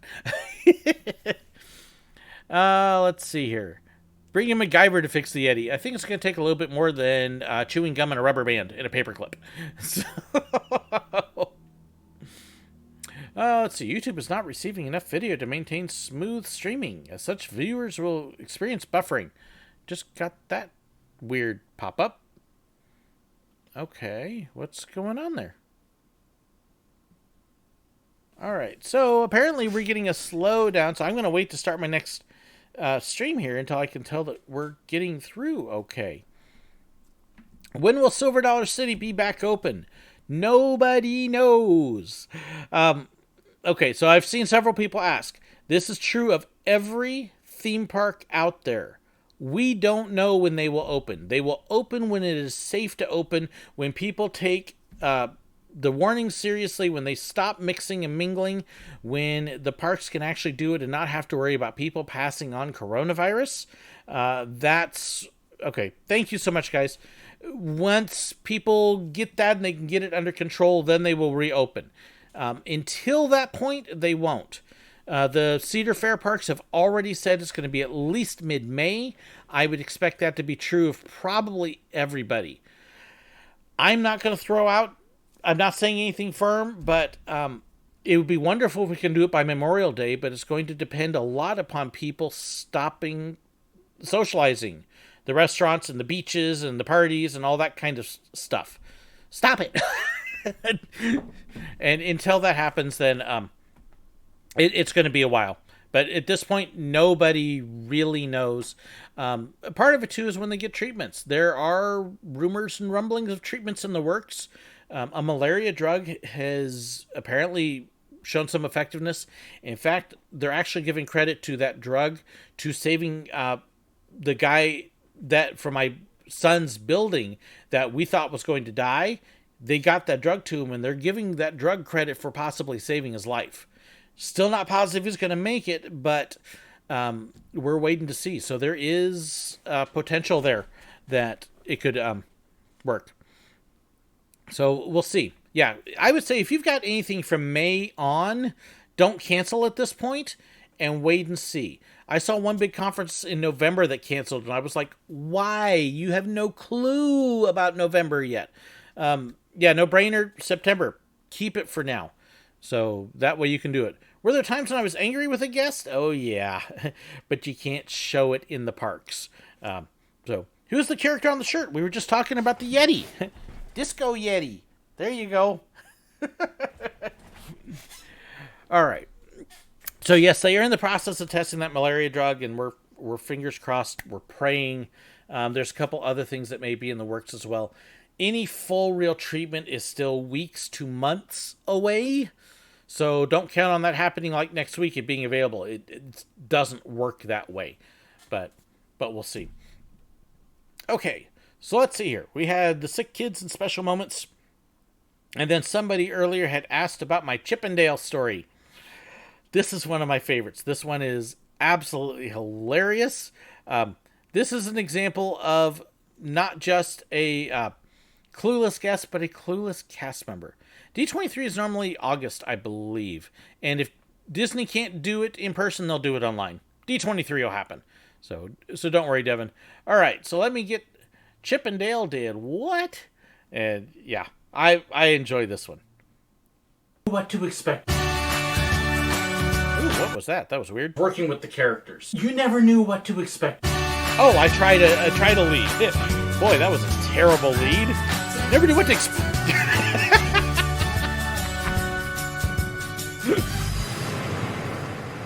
Donald Duck, if you ever get to meet him, he always signs his autographs Donald Duck #1. Because Donald likes to think that he's bigger and more important than Mickey. True fact. Donald's actually in more cartoons than Mickey Mouse is. What would be fun is when people would come in to meet Donald, we like to point out everything Mickey. Hey Donald, look at the neat Mickey hat. He'd take the hat, throw it on the ground. Donald, look at their neat pen. It's a Mickey Mouse pen. And so we would give excuses for Donald to react to Mickey stuff and start telling people he's #1. But Donald wouldn't just be satisfied with that. At Toontown, where a lot of the character meet and greets got to take place, in the very first Toontown room where Donald would be, was a big banner on the side and had a big list of all the characters. Somehow on this banner, they left Donald off of it. Donald Duck was not happy. So here's a secret. Sadly, it's not there anymore, so you can't see this for yourself. But trust me, it's true. At the very bottom of this banner, Donald had lifted it up, and underneath he wrote Donald Duck #1. But the only way you could see it was to flip the banner up. But Donald liked to point that out. Donald Duck #1. The other thing that... Okay, so here's a request from me. If anybody has any pictures of the Toontown rooms, and especially of that banner on the wall that listed all of Mickey's friends on it, I would love to have a picture of that. I don't have one. I never took it, and I'm still kicking myself for not having pictures of that. But yes, for whatever reason, they left Donald off this long list of all the characters except Donald. So Donald had actually lifted the banner, and on the wall itself he wrote Donald Duck #1 in permanent Sharpie. Just a hilarious thing. So when somebody would come up and say, "But Donald, where are you?" he would go stomping over to the wall and lift the banner. Donald would do sometimes, he was a little bit of a flasher. I mean, he would forget to wear his pants, but then if you were being really obnoxious to him, he'd sometimes take his shirt and go... Trust me, a duck belly is kind of scary. We would also have characters that would do hilarious things. Goofy one time decided he was in love with Spider-Man. And so for like a week and a half, he tried to be Spider-Goofy. And he would run at the wall and... Goofy couldn't stick to walls very good. We also had Pluto. I don't know how he did this, but he got very talented at untying our shoelaces. And we would be there with our cameras, and we would be shooting away, and all of a sudden, Pluto had done this slide that untied our shoes. He actually would even tie them together sometimes, which how he did that with those paws, I still haven't figured out. He did that to one of our photographers. Toontown, you've got 3 characters, and Pluto was in the middle, and then you had 2 other characters. It was Donald, Pluto, and then usually Goofy, as I remember. And this one Pluto was just amazing. He's got these big old paws, and not only could he untie shoes, he got the Goofy photographer one time when I was shooting him.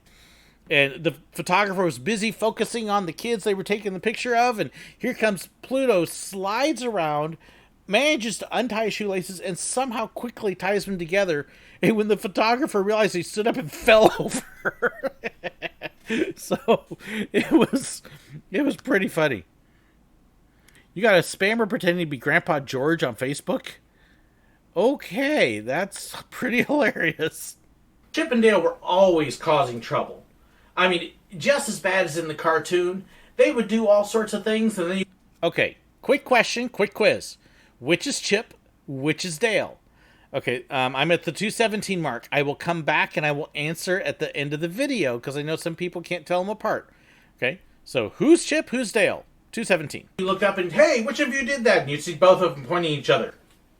You never knew what to expect with those two. Stitch? Well, Stitch was a whole nother story. Stitch would find all sorts of ways to not just get in trouble with what he was doing, but with everybody around him. He would constantly give people raspberries.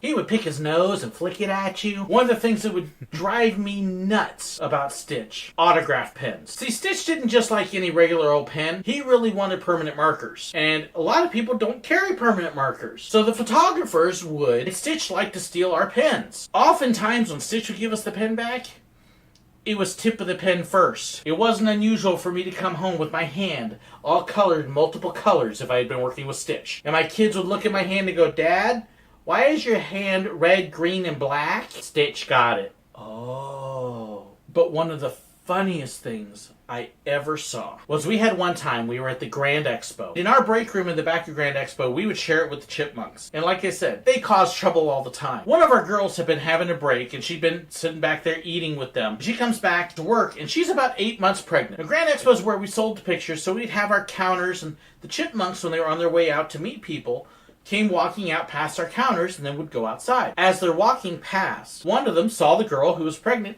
and patted her tummy a little bit as he's walking by. She like looks at both pregnant. Of them and say, well, hey, you know this is your fault, don't you? And Chip and Dale both stop and look at her and go, okay, so let me reinforce. She's 8 months pregnant. She's obviously pregnant. And she's telling the Chip and Dale, this is your fault. Us? How did we do it? It's just, well, it is your fault. Just in the back there. You gave me your nuts. And I went, I don't think she had any clue what she said. Now, of course, what she's referring to is chipmunks like to eat nuts, like walnuts and peanuts and things like that. And she meant Chip and Dale had been giving her some walnuts and peanuts to eat at the break room. But that's not what it sounded like. And poor Chip and Dale are just reacting, and they just stop. And one of them falls on the ground laughing. The other one's slapping the table because they can't make any noise. And a little while later, she realized what she said and just went, oh, that's not what I meant. Oh, did we have fun giving her a bad time that her baby was going to be half chipmunk. Thank you once again for watching. I hope... Okay.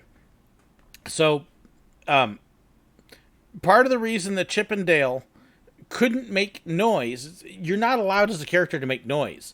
If you do, it could cost you your job or a write-up or whatever. So when you have something, that happens that's really funny and you're on stage where the guests could see you, you've got to figure out how to do that without making noise.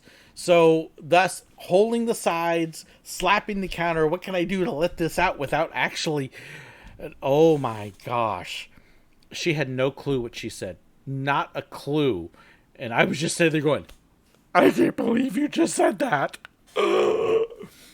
So, yes, I may be a pastor, but my mind sometimes goes places it shouldn't. As both Mr. Rue and Aaron can tell you, I definitely have that wicked side of me.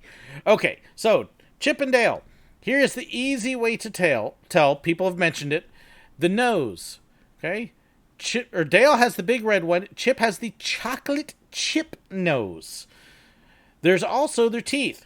Chip has solid buck teeth. Dale has the big gap. So that's how you can tell. It's the teeth and the nose. You can tell actually that their eyebrows are actually a little bit different as well. So you can see he's got a little bit more of an eyelid there, and slightly droopier eyes than Chip does. But yes, that is how you can tell. There's another look at him. Dale's got the slightly droopy eyes, gap teeth. So, but yeah. But yes, Aaron and Joseph can definitely tell you that there have been a few times that we have filmed at the parks, and I filmed something and I went, nope, there ain't no way I'm going to show that on my channel. I just about killed poor Laurel at Universal when Aaron, Laurel, and Amber and I were there because I said something and I thought she was going to die. So, whew. Video is the reason why you bought Chip and Dale. That video is the reason you bought them? Wow, I'm actually very impressed with that. Thank you for that. Always kind of neat to know when you get something. And thank you, everybody, for hitting that like button. I appreciate it. I actually did have a private message saying, hey, those shirts, do you have shirts? Okay. Every now and then somebody wants them. Let me just plug this up. I'm not expecting anybody to go order. I really don't make very much money off of these. I think I get $2. And let's see if it'll pop up. But you may get a little pop up here that will link to Teespring where my shirts are. Maybe.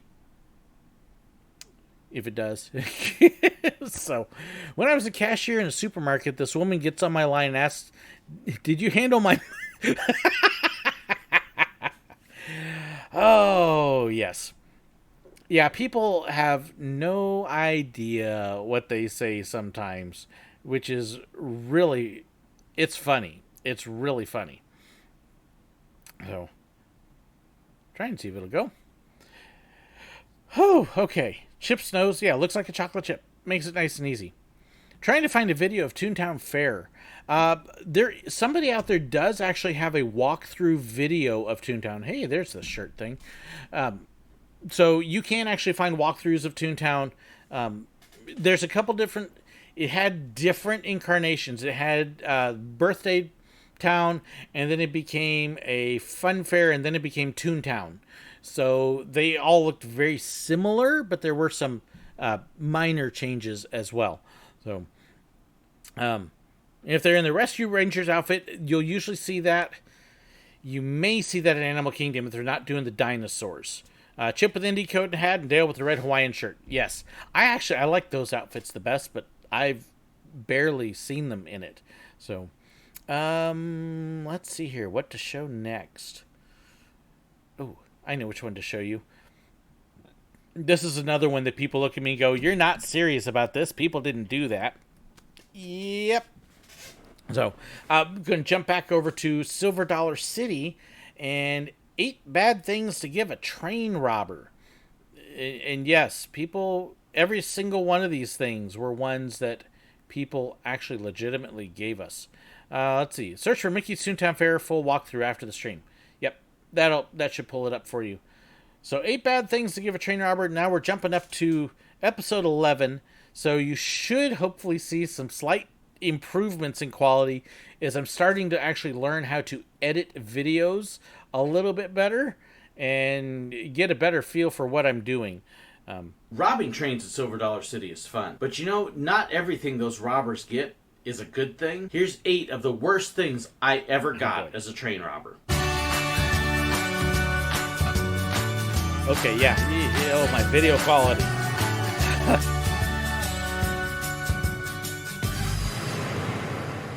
You know, Silver Dollar... Okay, so before I get started, wow. So my sunny day, obviously. I've got the curtains in my office open and the light bleed through over here. Oh, this is terrible. This is actually part of the reason why if you walk in the office now, I have this whole thing set on a completely different wall. So where I'm facing there, if you were to go that way and, well, that way in the video, that's actually where my set is now. So that way the light shines on my face even instead of giving this horrible lighting and shadow. So this is terrible. And yeah, the audio seemed a little hollow. At this point, I'm still shooting on my phone with my phone audio. I don't have microphones and stuff yet. I haven't started recording the sound separate. That doesn't come for months later. But I'm trying to get the feel. You'll see that hopefully the editing is a little better, but I still very much... My first 6 months, lots of jump edits, chop edits, and then using the onboard sound on the phone and whatever lighting I had. So it was a good 6 months in. Really, it was the Brazilian tour group video, and I'll probably show that one here before too long.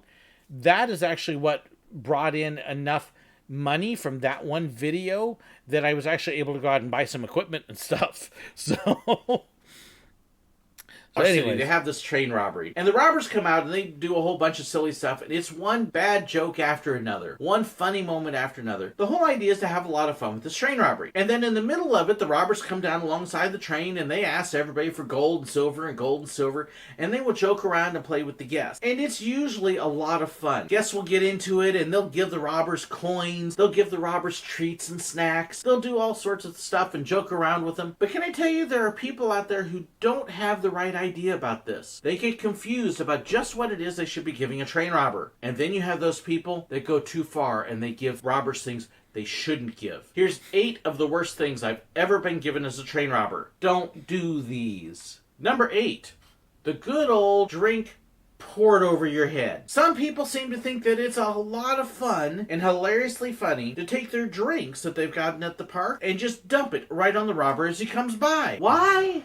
I don't know. But can I tell you, the syrup from those drinks stick on you all day. There's no showers or bathrooms out there. When you have that happen, it's just sticky and gross the whole rest of the day. Even worse are the ones that think it's funny to pour hot coffee on you. Number 7, chewed gum. Yes, this happens. There's your answer, As Devin. you're going by the train, you've got your hand out near the train, and you're saying gold, silver, and then you get that clown who takes their chewed gum out of their mouth and sticks it on your hand. Who wants chewed gum on their hand? That's gross. Should I stick...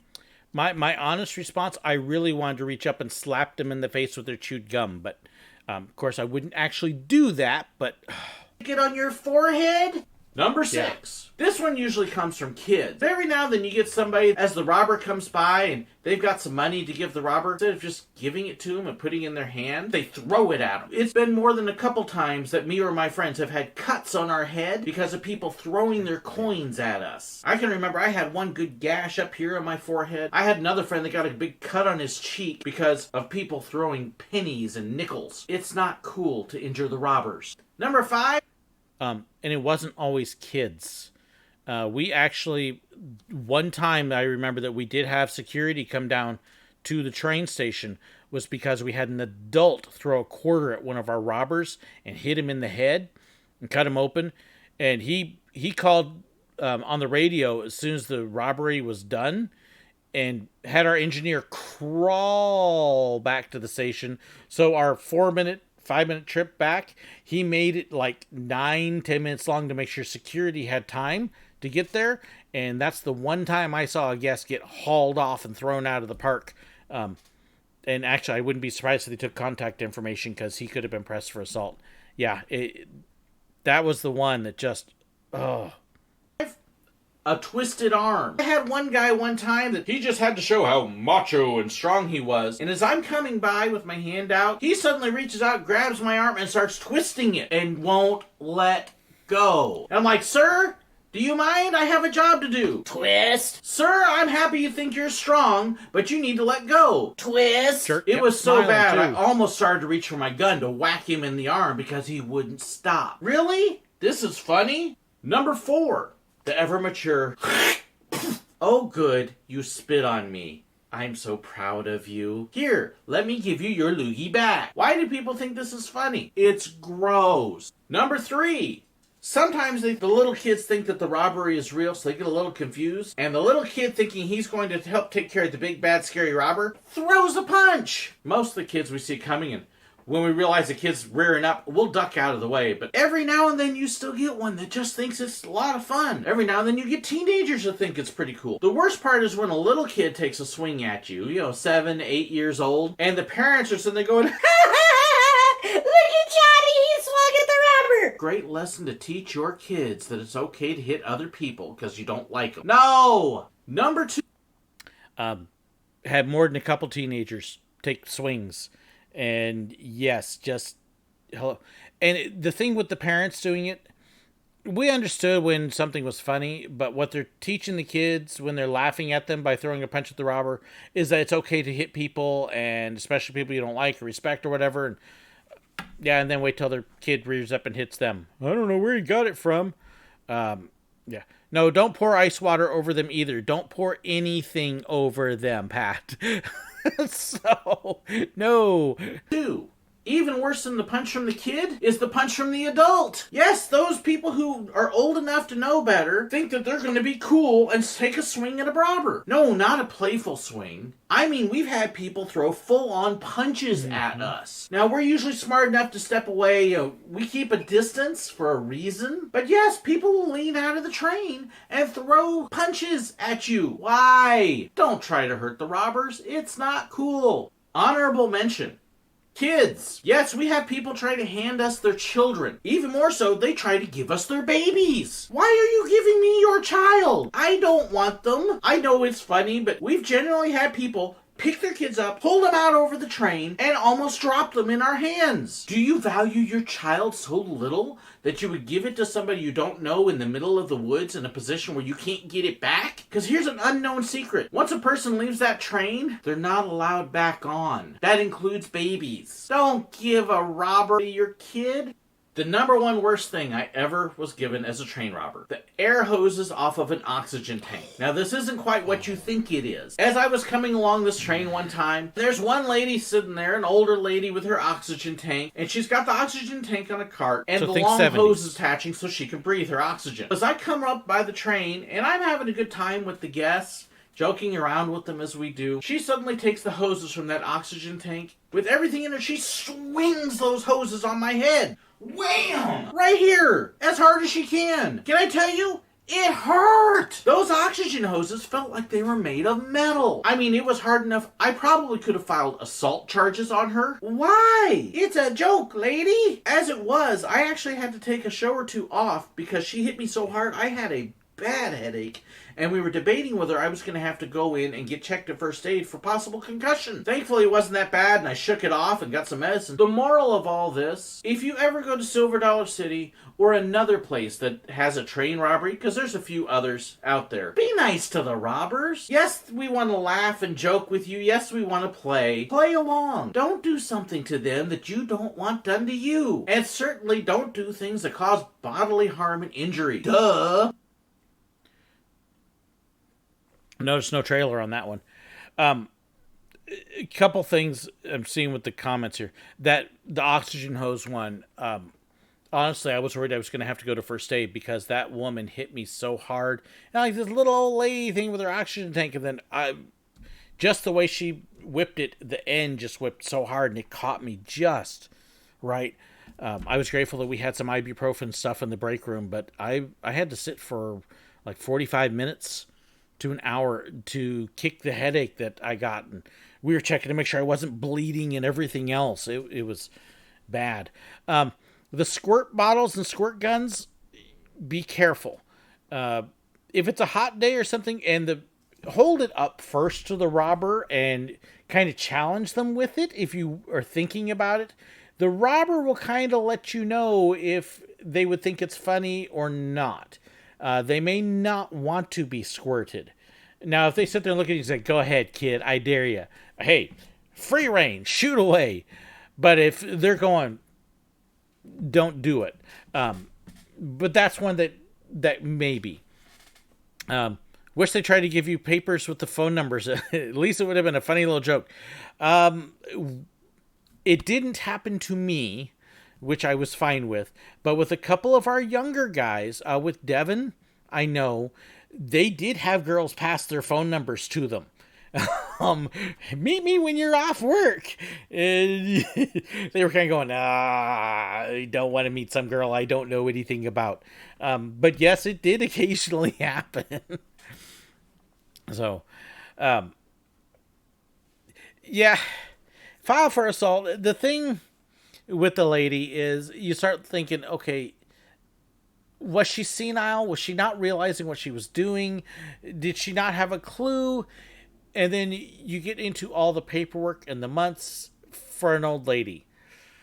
Yeah, what she did was wrong. What she did was stupid. What she did was painful and dangerous. But what kind of jerk wants to put an old lady in jail?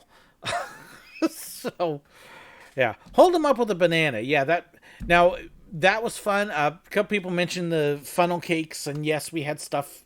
We had a lot of good things handed to us. So, think you would want to have number of seats on the train, Silver Dollar City, in a system where you could eject them out by the number. The only problem is those trains seat 250 people. So you've got each car basically has 40 rows, and the cars can switch around sometimes. So normally they keep them in order, but if they have to do work on one car, they may switch cars 2 and 3 to be able to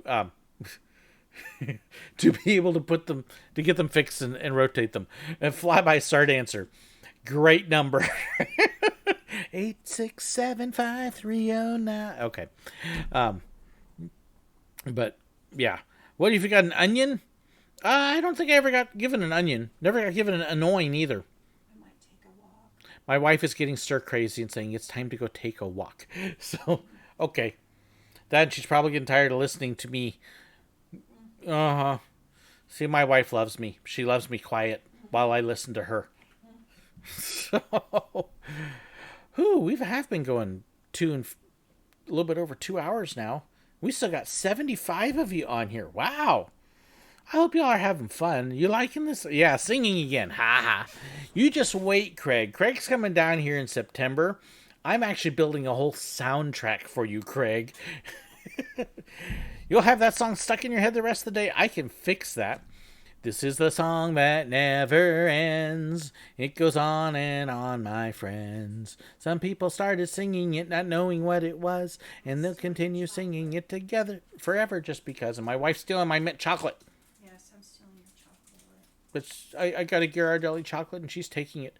People are saying, hi, Mrs. Willow. Mrs. Willow. Hello. There you go. So you got your wave. We should do more of these. I don't know, Hulk Shooter. I'm having a good time, but at the same time, the reason I'm doing it is because I know there's people that are stuck inside, so I'm trying to help them, entertain them. My chat says 79 on Top Chat. Wow. So that's pretty cool. Sing It's a Small World.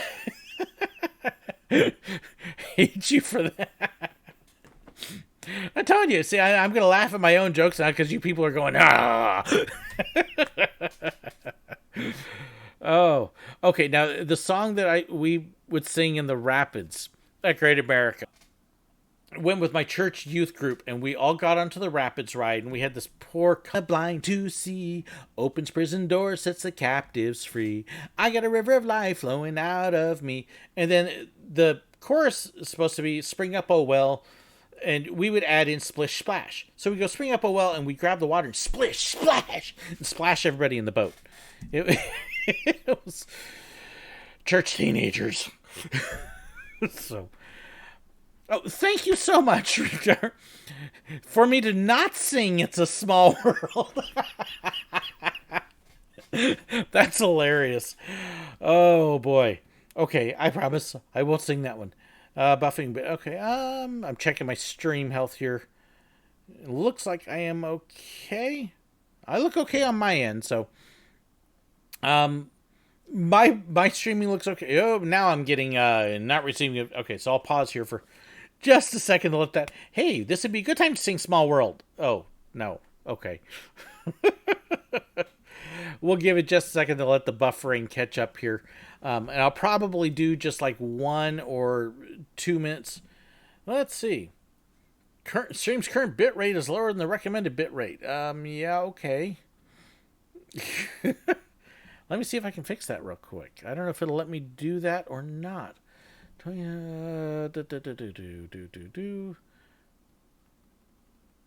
Let's see if I can increase my bit rate here and fix that little problem. Okay. Apply. Let's see if that will fix the bit rate. And yeah, because I'm getting deep. I gotta really kind of made the channel. Well, not made it.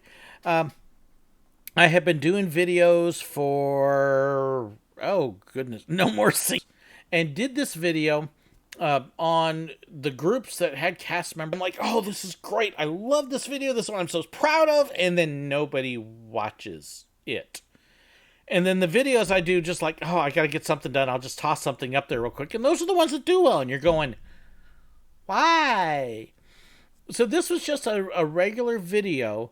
And actually, it was like, it went loopy, and just started piling on the views of thousands a day. And I'm a penny. Brian Hull's big, huge one. He did get paid a penny. This one I at least got advertising revenue. But it was kind of crazy. Okay, so buffering and chopping again. Somebody's quoting Andre the Giant. Let's see. Okay, it just popped up. It says stream is healthy again. So hopefully you guys will catch up and it'll get good for you here. All right. So this is the video that really built my channel, and a lot of you will recognize this as the first video you ever saw, and I can't find this shirt anymore. I'm not sure what happened to it. I love this shirt. Early on, about one group of people to be afraid of, to watch out for. There was one group we were in absolute terror of when they arrived. And when they came in numbers.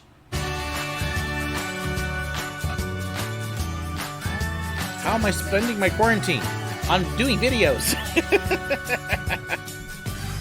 That are worse than others. One of them was the grad nights. There was just something about the high school grad nights. You get a whole bunch of high school seniors about to graduate, and they don't really have a big care in the world. And while most of them are well behaved, there are a lot of things that go on grad nights that are just horrible to deal with. You can look out online, and there's all sorts of places you can read some horror stories about them. Things like this book are a great example of some of the stories that you can find about grad night. So we all learned to deal with the high school grads, and you learn what was kind of expected. You learn where to watch for the drugs, for the illicit relationships in the bushes and the hidden places, to watch the entrances and the backstage. And so you keep your eyes out for that to try to keep it down to a minimum. The other nights that tended to have a really pain in the neck crowd were the Night of Joy, which is the Christian nights. There's just something about those nights where a lot of people come in expecting to have a good time. They're there for the concerts and so forth. But the church groups tend to grab people who would never step anywhere near a church and drag them along thinking that suddenly that these are going to become really nice and well behaved overnight. And then they turn them loose with no supervision. It is some of the worst behavior you will ever see. And I don't blame the churches per se, but I do blame them for not being careful with who they bring in and not watching over them and supervising them. They would get into more trouble, cause more vandalism, argue with the ride operators, get in places they shouldn't go, hide in the bushes, bring in stuff they shouldn't, and we would have to deal with this all day long. And a youth pastor who's brought groups of those things, those were the single worst events as far as that. And then trying to deal with the people, with the other employees, like, oh, these Christians, these religious people, they're all horrible and evil. It was embarrassing and frustrating. I hated it from both sides. I like to attend them, and I did attend a couple, but working it, I hated it because I saw what happened and what the people did to them. Invite in all these people that would hear this music and a message, and somehow a few notes of song is going to make these people change and become totally good people. And they take along all of these people they don't know, and so they go and they split off and they go do their thing, which isn't a good thing, and everybody thinks it's the Christians doing it, and then of course you've also got the teens raised in a Christian home that aren't ever allowed to do anything, and so they get this moment of freedom and they go nuts.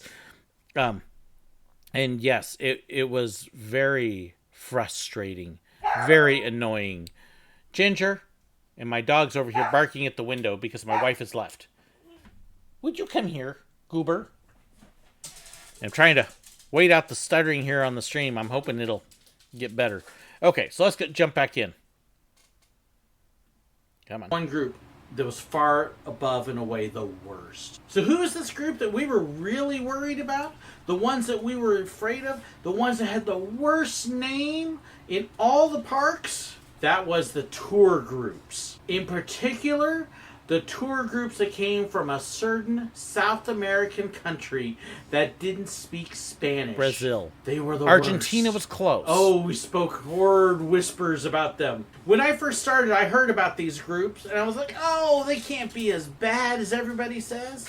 Oh, come on, the stories are worse than what it really is. And then I started working in the parks, 20 to 50 people, sometimes more. I actually saw some groups that were as much as 150. And each of their leaders would have a flag. Everybody would march behind this flag. They would be yelling and screaming and cheering and clapping, and it was always this huge amount of noise. And you never knew what they were going to do because basic rules of how we behave in parks were not a part of their culture or their organization. Lines meant nothing. My poor... Okay, I do want to clear, this is actually one line that has always bothered me in this video after I published it and then realized, because individual families from Brazil are wonderful and have no problems with the waiting in lines and other stuff. It was just the groups. So I did kind of unfairly paint people from Brazil a little bit in this, and that has bothered me ever since. But at that point, the video had already gone nuts, and it was kind of like, well...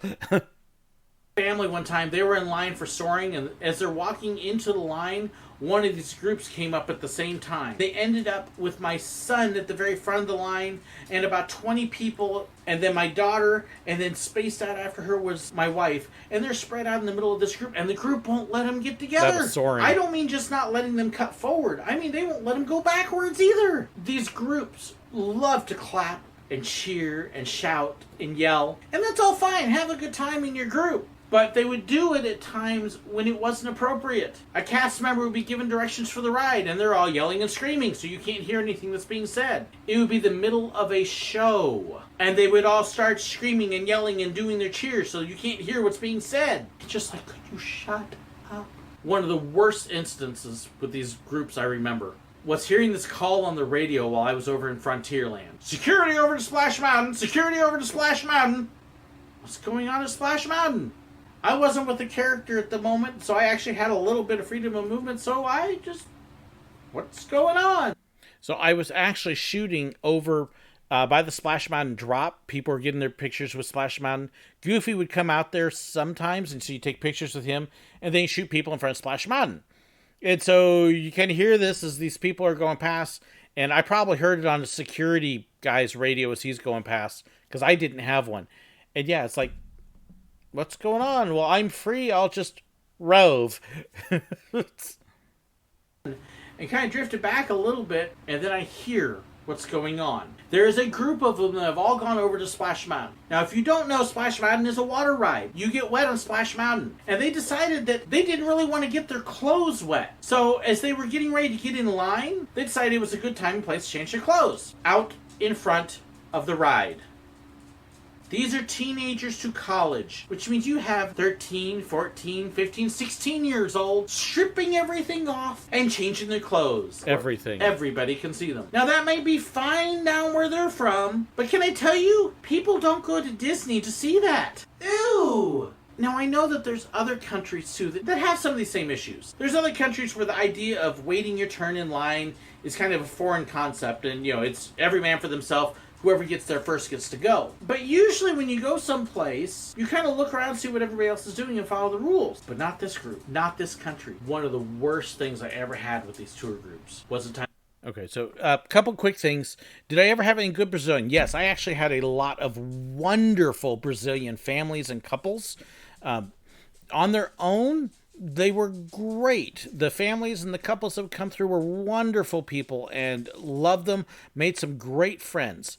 It was specifically the tour groups. The ones now are actually much better behaved, much better.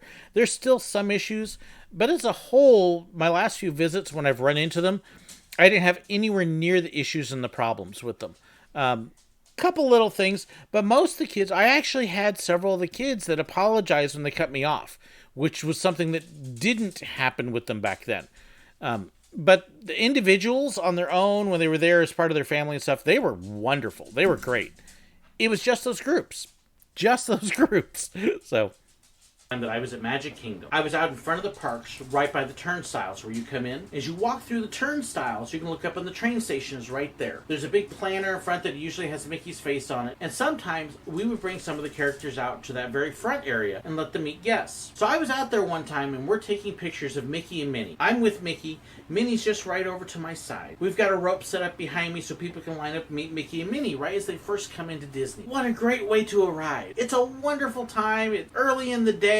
People are happy, people are excited, and then you start to hear one of these groups, and you can hear them chanting and cheering outside, and you just kind of look at each other and go, oh no, here they come, hold on. And so as we're taking pictures of Mickey and Minnie and the guests, we're watching, and we're looking over our shoulders, because we know what's coming. This group reaches the turnstiles, they get through the turnstiles, pause for a minute as a group of at least 50, probably closer to 100, and then somebody realizes that Mickey and Minnie are up front. It is first come, first serve, mob rush for them. And they do. They rush us. Do you know how much fun it is trying to stand there when you've got 100 people charging behind you, trying to get to the person in front of you that your job is to protect? Because that's what we have to do. We have to protect Minnie and Mickey. It was scary. When you've got this mob trying to get to your friend, your boss, the guy who signs your paycheck, yes, every week, Mickey signed my check, you immediately take emergency steps. Me, the other photographer, our attendants, which there was 3 or 4 of them, we all immediately linked up hands together, trying to form a chain around Mickey and Minnie so we could protect them and keep the people off. And they're pushing,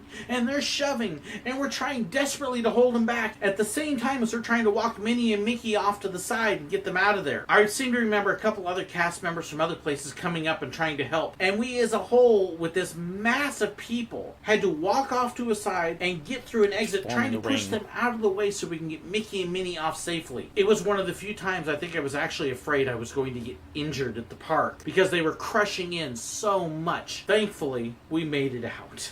I hope you enjoyed the story. Don't be like these tour groups when you're in the park. Be safe, follow the rules, you'll have a good time. Thanks so much for watching. Please don't forget to like and share. Share a comment with me below if you've got a... So, yeah, that was crazy. It was absolutely insane. I had somebody on one of the Disney forums accuse me of just passing on the old story about the group in front of Splash Mountain changing clothes because it never really happened. And I was like, oh, my poor eyes and memory wish it hadn't seen it happen. Because I guess there's an old story about it happening. I'm like, well, if it's an old story, that would be about when I was there because it was a dozen years ago now. 14. Gosh, has it been that long? And I was like, yeah, I'm not just passing on a story. I was a witness to the thing. So, yeah, there are a bunch of old stories out there that are rumors and myths and false, such as Walt's buried under the castle. No, he's not. But yeah, that was one that legit was true. And, you know, when we brought Mickey and Minnie out from that other group, we were arms locked at the elbows. And I was actually blocked and then trying to hold my camera because of the way they were pushing and shoving and trying to get Mickey and Minnie through the tunnel under the train station and then off to the side by the City Hall, which led to the break room, and just trying to get them out of there before we got... And they're reaching over our face and slapping and trying to reach up and touch them. And, oh, it was scary.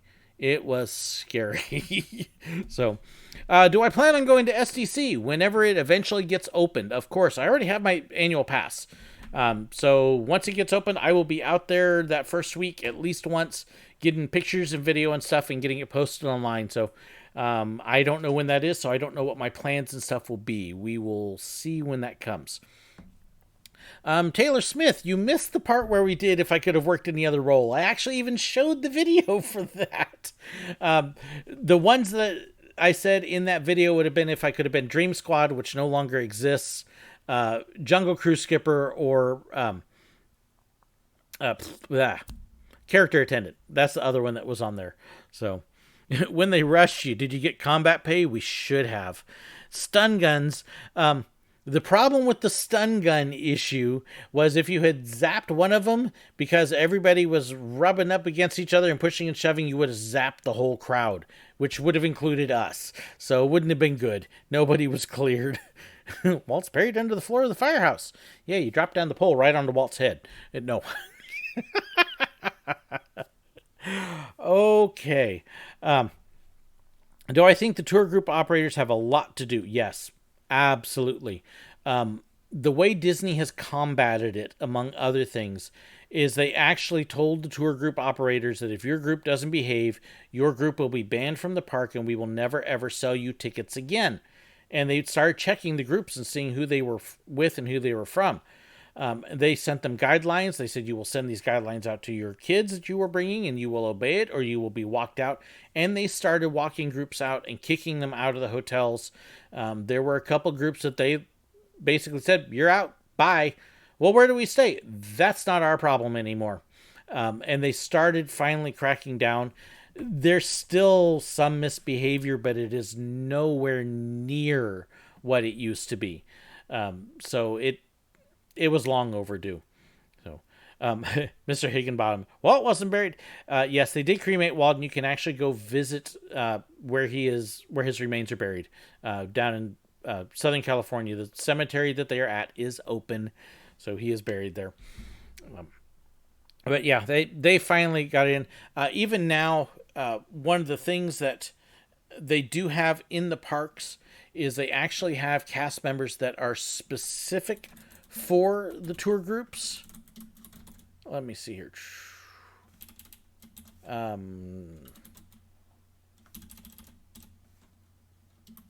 See if I can find. Here we go. Pull up a picture here that I can show you. And this is actually one of the tour groups on my most recent trip. You can see the ones in the yellow. These green are actually cast members who speak Portuguese, and their whole job is basically to follow the tour groups around, to help them behave, to answer their questions, to translate, and to help make sure that everything goes smoothly with them. Those did not exist when I was there. So they actually created a whole group of cast members just for the tour groups. Yep, Disney ambassadors. So, and that has also been a huge help. So, if I could create my own theme park, you wouldn't want me to create my own theme park. I am not that creative. So, no clue on those kinds of things. So, now that South Americans changed their behavior, would the cheer groups doing stunts be the next worst? That's actually the one group I did not really mention in the video. The cheer groups could be pretty bad as well. They had all the cheering and yelling and chanting and screaming that the others did. The problems that we had, in particular at Magic Kingdom, is you would have them wanting to do their cheer routines down Main Street, including the somersaults, the flips, the stunts, the towers, and you risk them dropping that. And so we were constantly having to yell at them to, no, stop. No, I won't take a picture of you doing that. No, I'm not going to take a picture of you splitting your head open. So the cheerleaders were obnoxious. I have not been there with cheerleaders since 2011. So I have no idea if they are as bad as they used to be or not. Cheerleaders would have been a number 3 on the list at the time. The way the tour groups have been the last couple times I were there, the cheerleaders back in 2011 would have been worse than the tour groups are now.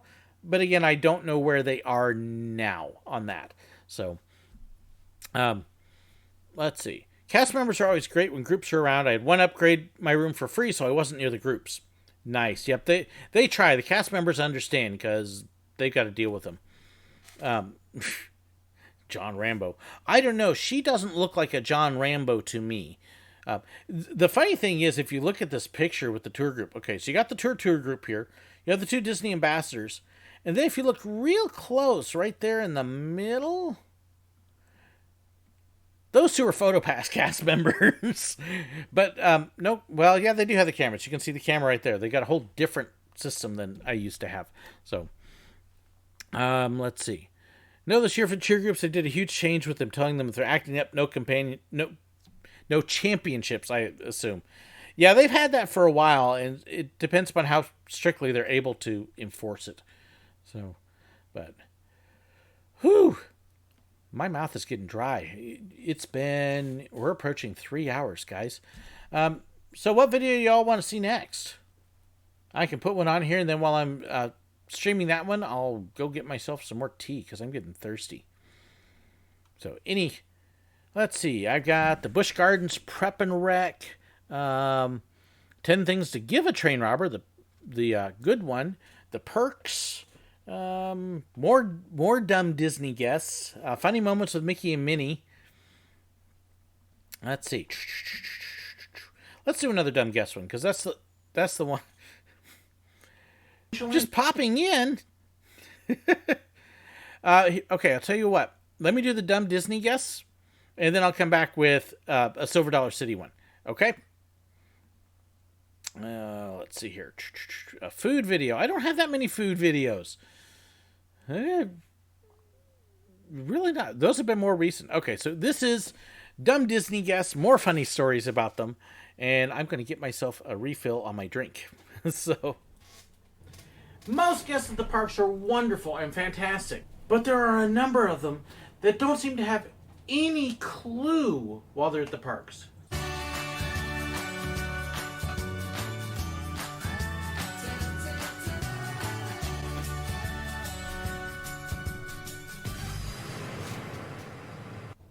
At every park that you work at, there's an ongoing joke among the people who work there about how incredibly silly or dumb some of the guests are.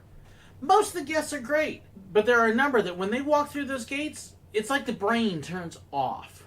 And they completely forget about thinking about things they normally would think about. And that leads into some rather interesting situations at the parks, and you have to deal with some things that you might not think you would have to deal with otherwise. One gentleman I remember at Epcot, I was working at the photo counter, which is actually inside a gift shop right underneath Spaceship Earth. At Epcot, you walk in the park, and there's a big planter, and then there was a whole bunch of memory walls there, and then you have Spaceship Earth, and after that would be the whole rest of the park. We had this poor gentleman walk in one time, and he's just looking so confused and not sure what he's doing, and he walks into our shop and just stands there. One of the other cast members walked up. "Can we help you? You look lost." "Yes, I've been here for 2 hours, and I've been inside this big spaceship ball thing twice, but where's the rest of the park?" It turns out he had walked in, gone on Spaceship Earth, come out the exit and felt like he was coming back the same direction, and had just walked in a circle. He didn't even realize that if he turned the other direction and kept walking, there was a whole rest of the park there. It just never seemed to clue in. Just common sense things that you would assume people would know, they would completely forget. One of the more dangerous examples I saw every night at Magic Kingdom during the fireworks and the parades. The parade goes down the street, starting off in Frontierland, around the Castle Hub, and then all the way up Main Street. Depending upon the parade, it may go in the opposite direction, but that's the usual route. And lots of people want to see the parade, and so they crowd in, and it can be tough to get a good view sometimes. But the things that people did to try to get a view or help other people in their family, or of the fireworks, we saw people do some crazy things. There's a lot of metal fencing and railings to keep people out of certain areas. And they seem to think that if they would need to watch something, though, it was okay to hop on the other side of those fences. I watched more than one person roll all the way down into the moat around the castle. this is actually something that's interesting because Disney Paris was far worse. Fences didn't mean anything during parades and stuff. Very cultural thing. But yeah, I was always amazed how many people, and Magic Kingdom, if you weren't careful at the time, those fences led to a lawn which sloped right down to the moat, and yes, you would have people that would fall in. Because they'd hopped over the fence. I saw others that would try to stand on the fence, or hold on to somebody else while standing on the fence. The ones that really scared me were the people that would take their children and stand them up on garbage cans, and maybe not even hold on to them, or barely hold on, or they would try to balance on a light post. They completely didn't seem to realize how dangerous this is, how easy it is for these garbage cans to wobble, how easy it would be to fall. And then they would get mad when you tell them to get down. Hey folks, you don't want to fall here and get hurt. I can get hurt if I want to. So this is one thing I actually learned in Paris. They kind of have an attitude there of, well, if you get hurt, it's your own dumb fault. Too bad. They're not anywhere near so happy as we are. So they would let them fall. And I watched one fall, and the cast member just looked at him like, well, you're the idiot. So that was definitely a different experience. Some of the words I got from them when I asked them kindly to step down so they wouldn't get injured, I'm sorry, I don't want you to ruin your vacation breaking an arm or a leg. Kind of like one other lady did that I saw. I was over in Tomorrowland taking pictures of Stitch. Buzz Lightyear was over by the Carousel of Progress, and off to my right side is the Buzz Lightyear spin and shoot ride. And it happened to be a moderately slow day. The line outside was all empty, but they still had all the chains set up. And this one lady walked into the line, realized she wasn't going the way she wanted, and started stepping out over all the chains. Good cast member working the ride comes out and starts saying, "Ma'am, please don't step over the chains. Walk around." I'll walk where I want to walk. We've heard this, and we're kind of looking and watching, and the cast member again says, "Ma'am, please walk around the chains." I'll walk where I want to walk. "Ma'am, if you're not careful, you can trip over the chains." And as this lady is continuing to step over the chains, right as the cast member is saying, "Ma'am, you could possibly trip," the lady catches her foot on the chain as she steps on it, does almost a complete somersault, lands on her arm, and breaks it. We're standing over at Stitch. We kind of looked, kind of snickered. Stitch goes, and we went right back to our jobs because at that point there wasn't anything we could do. Just made sure we stepped out of the way when first aid arrived to take care of the lady. But the safety rules are there for a reason.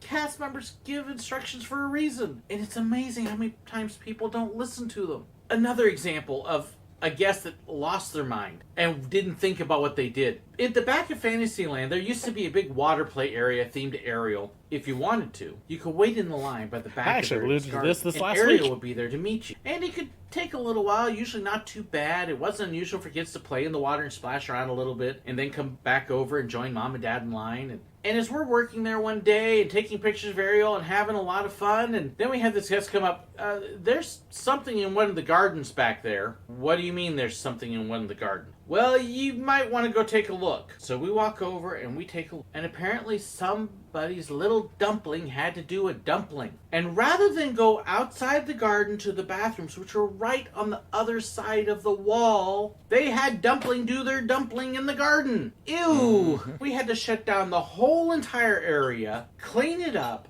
disinfect it, decontaminate it. It took over an hour because they didn't want to walk 15 feet to the bathroom. Things like this is why we joke that the scanners suck their brains out as they walk through the gates. And you look at the guests, and again, most of them are great, and you're going, why? Another example of a very confused guest was one that came up to me over at Magic Kingdom. I'm just outside one of the shops on Main Street. This guest walks up to me and asks, How do I get to Big Thunder? "Well, sir, if you just go right over to your left here, through those trees in Adventureland, Big Thunder will be right down at the end there." No, it's not. I just came from there. "Well, sir, really, it is, and here, I've got a map. I'll be happy to show you." And No, it's not. really, sir, it's there. Just head. I've already been down that way. There is no Big Thunder Mountain there. Now, I suggest you stop mouthing off to me and telling me stories and tell me the real way to get there. Okay, in that case, if you go over here to the right, there's Tomorrowland right over there. Head over through that way, cross the bridge. When you get to the end, you make a left. That's going to take you around. You'll see Fantasyland appear. Just keep walking through Fantasyland, kind of keep hooking to the left, go around behind the castle. When you see the castle on your left side, you just keep right on walking. Eventually, you'll see some water out there. That's the Rivers of America. Then you just keep walking on, keep the Rivers of America on your right side, and eventually, you'll see Big Thunder Mountain. Yes, that was a tour of the whole park. The guest reaction? Thank you. It's about time you told me the way to get there. And turned off and started marching off. Have a magical day! Thankfully, those guests were the exception. Please don't check your brain out in the park. Keep thinking. It will help everybody out. Thank you so much for listening. So the funny thing is I had the same thing happen with Haunted Mansion. Working at the hub, and they wanted to know where the Haunted Mansion was. And you can almost see it from the hub. And I'm kind of going, it's right over there across that bridge. No, it's not.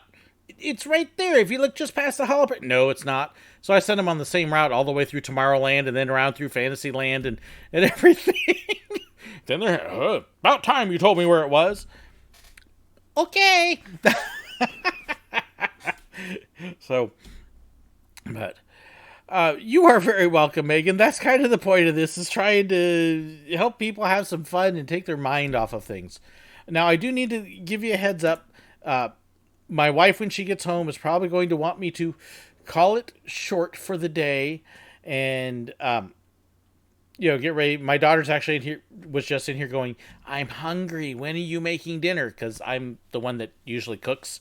So that will be coming up. And since we're talking about food and people are talking about food as well and Silver Dollar City, let me see if I can find my Silver Dollar City.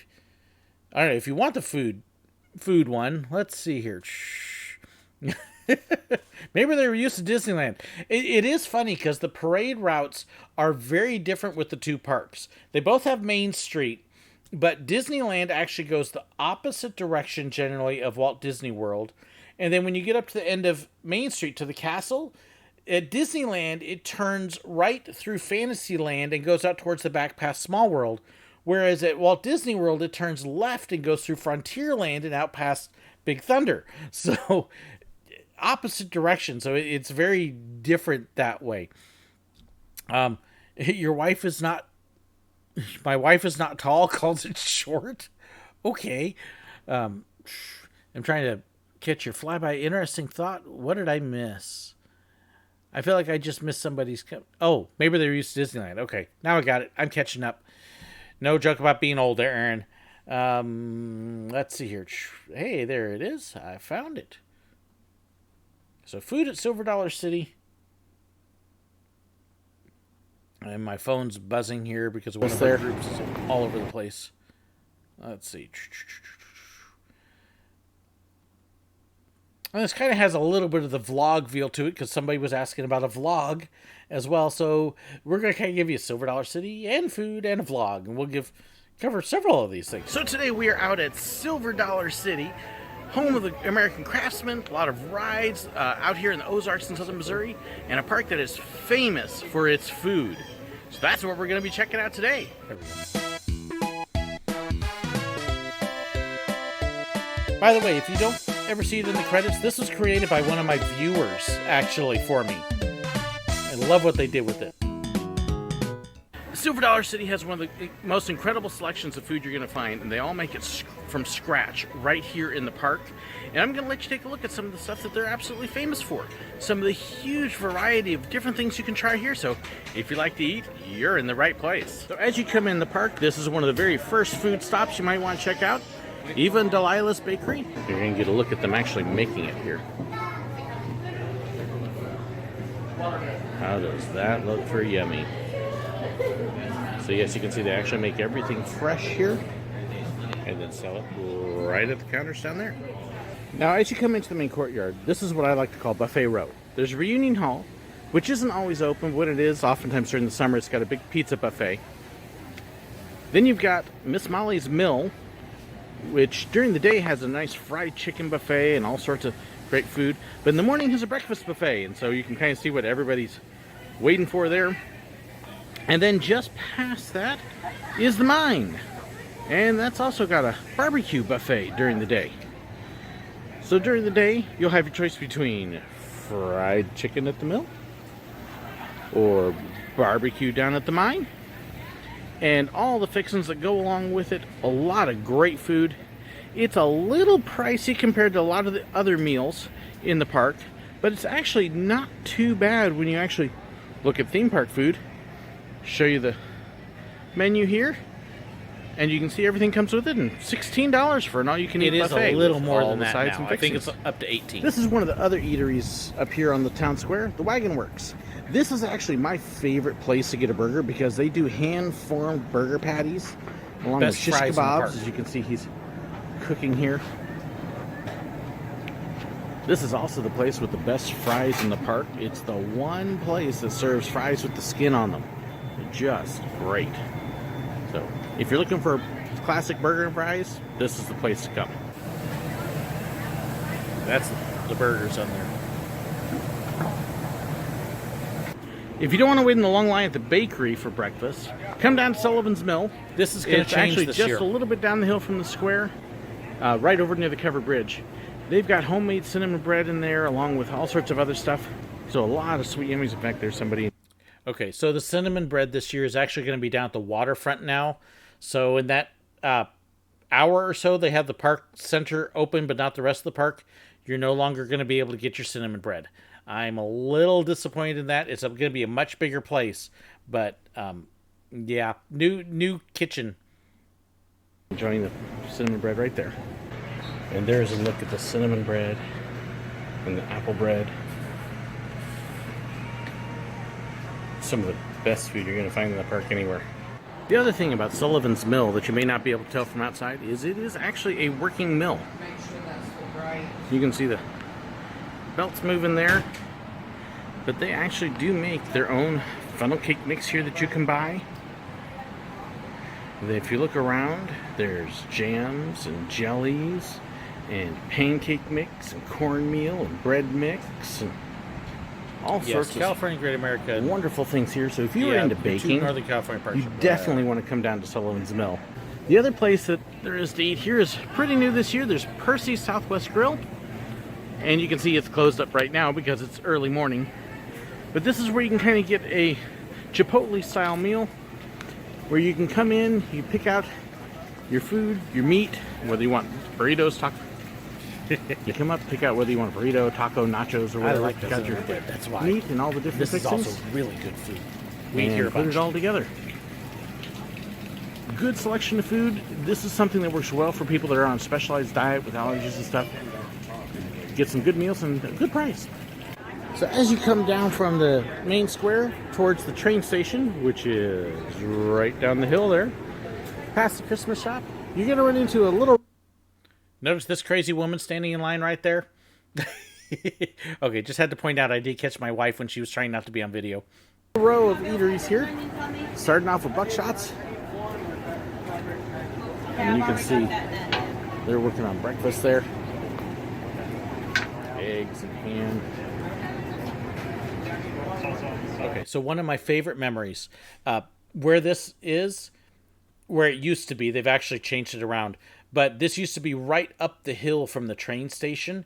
And so every morning as they were firing up these grills and they would get the oil and then the onions and everything, and the smell would just drift down to the train station. And oh my goodness, it was this mixture of wonderful and horrible at the same time because it smelled so good.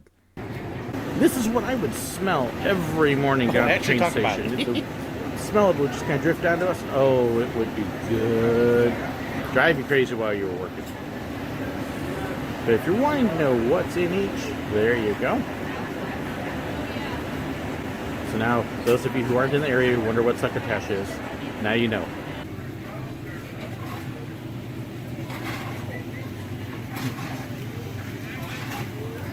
Right over next to that is Annie's Grill Shack. If you're wanting the turkey legs, And like this there whole are area your here has turkey changed legs. with time travel. So they still have the food, but it's in different locations up around there now. bratwurst, other food. Behind them a little bit is Poke Salad Mary's. And Poke Salad Mary's is where you can get wraps and salads. This is kind of where the healthy food places. Give you a little bit of an idea of everything that they cook there. This is one of my favorite parts of Silver Dollar City. This is Brown's Candy Factory. And then over there she's doing peanut brittle and getting it all packaged up. This lady, if we don't say hi when we're there, I get yelled at.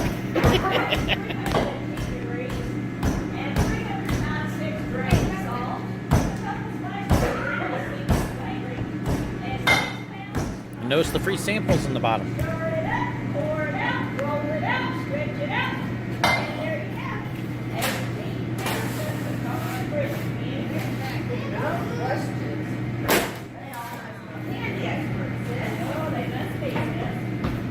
Now I've just rolled that out to about the size of the ponds.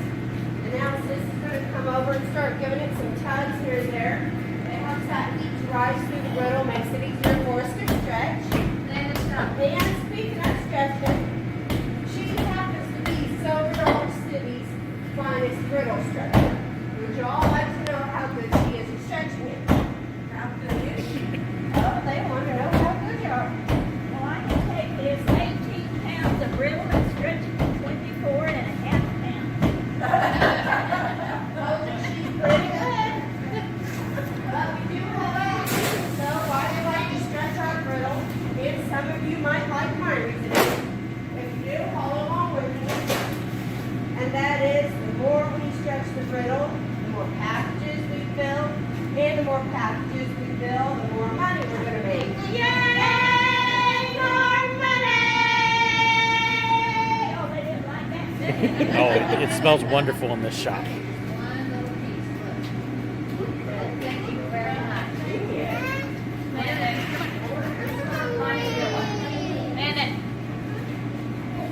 So if you come to Silver Dollar City, you got to go here. If you watch them make the candy, you get into the actual store. They make 90% of this candy here in the park, including all the chocolate, all the brittle, all the taffy, all the fudge. This is a great store to walk into and put 10 pounds on as soon as you walk in the door. So this is one of my favorite snacks here. Okay, so you've got the kitchen that you saw where they make the fudge and the brittle. But down below the park, you saw the Mill restaurant. Down below there and below First Aid is actually where the candy kitchen is. And I got to go in there once. A lady named June is the one who runs everything there. And she took me down one time, and oh my goodness, that woman I thought was going to kill me because she kept, here, try this one, try that one, try this. But yes, they make almost all of it there. It is an amazing thing. So they don't make like the gummy worms and a couple things like that, but this is all Silver Dollar City. They make just about everything. You see them spinning the potato. They will deep fry them. Stick. Should get those even with a hot dog in the middle. This is one of my favorite snacks here. So something unique I haven't really seen too many other places, but a great thing to pick up as a snack here. I don't get it as often as I used to because I'm trying to lose weight. But oh, yeah, see him spin the potato out.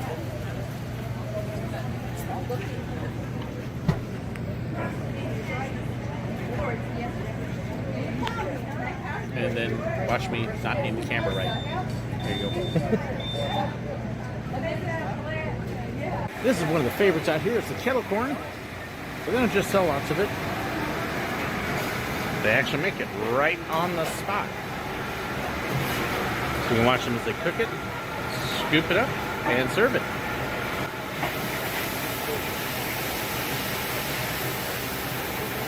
So down here in the lumber camp area, they've got a variety of things. Flossie's Fried Fancies, which has the funnel cakes, but you can see they've got a variety of them, including the apple caramel cheesecake and the salted caramel chocolate cheesecake funnel cakes, which are both new this year. Right next to them, they have the Sidewinder fries. And these are actually hand-cut potatoes that are done just right here. And then you can add on a whole variety of flavors, as you can see. And they make everything from scratch right here in front of you. You can see she's actually getting ready to work on some of it now. And then a little bit later in the day, this other place right next to them also opened up, and this is where you can get your pork rinds. And yes, again, they make them right here on the spot. Oftentimes during the day, they'll even have a sample bowl out here where you can come out and get it, and you can see they're getting the oil all heated up and everything ready to go. There's the pork rinds for you. They used to put out free samples of those. They don't anymore. Health codes. Also down here in Lumber Camp is another one of the skillets. Yes, Silver Dollar City has a lot of skillets around the park, but there's also a big variety of things that they'll do in them. This one has the sausage medley and the campfire skillets. The big, you can actually see them drilling them up right there. Take a look. Does that look yummy or what? You want my better side?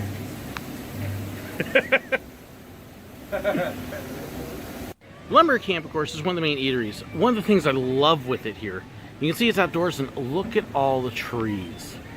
It's just a beautiful area. So it's nicely shaded. During the fall, it's just absolutely gorgeous. But Lumber Camp's got a variety of foods. A lot of it kind of traditional American food, as you can kind of see. You've got your hamburgers and your chicken tenders. And so this is for your picky eaters who just have to have kind of the regular stuff. But it's a wonderful place to come sit and eat. And hey, you can even sit in the giant rocking chair. Back when I worked here, this was actually one of my very favorite places to stop and get a bite. The Whistle Stop. Well, why was it my favorite? Because it's just a snack bar with pretzels and popcorn and drinks. Well, because it's attached right to the train station, and so it was very easy for us to get a quick drink or something while we were working. So on the way down to Grand Expo, you've got this one little eatery here too. It's right at the corner of the Red Gold building. Okay, see they've got the chicken tenders, chicken sandwiches. The loaded fries are incredibly wonderful. Easy, they're very friendly Welcome too. to Silver Dollar City. Popcorn. Yeah. So you can see they make everything here in the park, and they're very friendly too. Yes, we are. This is the Dockside Grill. It's kind of down by the water part of the park because there's a little bit of a lake here. Again, you can see they grill everything. I know this is going to fresh get me here. hungry too, so I think this may be my last one, so I can go make some That's dinner. going to be part of their skillets. I believe that's going to be the Southwest chicken skillet on one side and the pulled pork skillet on the other. You Charbroiled. see them Yuck. cooking Oh, everything dude, I'm fresh so here. sorry for you, Mr. Higginbottom. You have no clue. And that's one of the hallmarks of Silver Dollar City is they cook everything fresh on the spot. A lot of it straight from scratch. And just wonderful food. Now, Dockside also used to do hamburgers a few years ago. And me and one of my co-workers, we would constantly argue over who had the best hamburger, whether it was Dockside or whether it was Wagon Works up on the square. And I noticed Wagon Works is still selling burgers, and they've changed here, so I think I win. Sorry, Josh. Now, attached to the Riverfront Playhouse here is Elmer's Frankfurters. And you can see they've got a big variety of different hot dogs, as well as your nachos are here. And you can see those hot dogs cooking up in the back, getting ready to go. The Rib House here, they've got some incredible And food. this is you giving can me actually place see this them year with the brand new cooking smokehouse. right over there, getting ready for the day. And the food I have seen, Their that they barbecue posted is so from it good that my looks daughter and I will often come down absolutely here and we will amazing. split a plate. So, Usually like the half-pound combo. The two of us will split that and have a wonderful meal. Great barbecue food. Great selection of other stuff too and sides. So, one of my favorite places. The other nice thing with the Rib House is it actually has one of my favorite places to actually sit and eat. And that's right over here with the Rapids ride right next to you. and this will It's be just through kind the of new a smokehouse as fun well. view. The Mystic River Falls wraps right around it. Nice and shaded too. Stays fairly cool during the summer. It's just a wonderful place. Going just a quick in and out with the Rib House instead of going for the full meal. You can always come over to this side with the grill. And that's where you get the pulled pork skillet, or you can get the sausages as well. A little bit of a quicker service, but it doesn't have the full meals either. Here's a place that they added about 4 or 5 years ago, Crossroads Pizza. And when they added it to the park, it was actually a little bit of a controversial deal because the eatery that it replaced was Polly's Fried Chicken, which was a very popular place.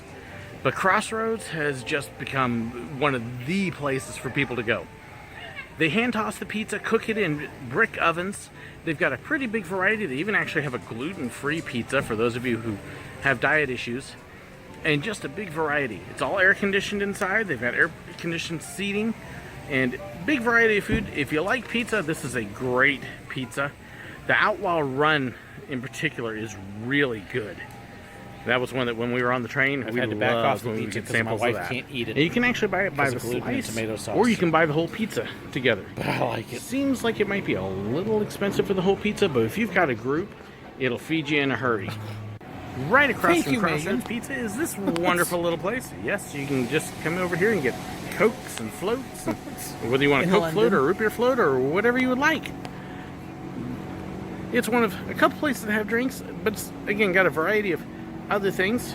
As we come over here, you can see they've got nacho cheese. They've got desserts in that little cabinet right there. And then in the back, they've got some other snacks, including nachos and pretzels and a few other snacks. But the big thing here, drinks. Lots of them. One of the other booths that serves a really fun type of food is the kettle chips. You can I want to pause there because I want to make sure I give Megan in London a proper shout out. Thank you so much for that. I really appreciate it. Silver Dollar City, yes, the food is absolutely amazing. Somebody was just asking Silver Dollar City or Disney for food. I would actually put Silver Dollar City over Disney. The last couple of years, in a couple spots, the food quality's come down just a little bit. And then Disneyland, most of the park was amazing. But I would still put Silver Dollar City above it just a bit.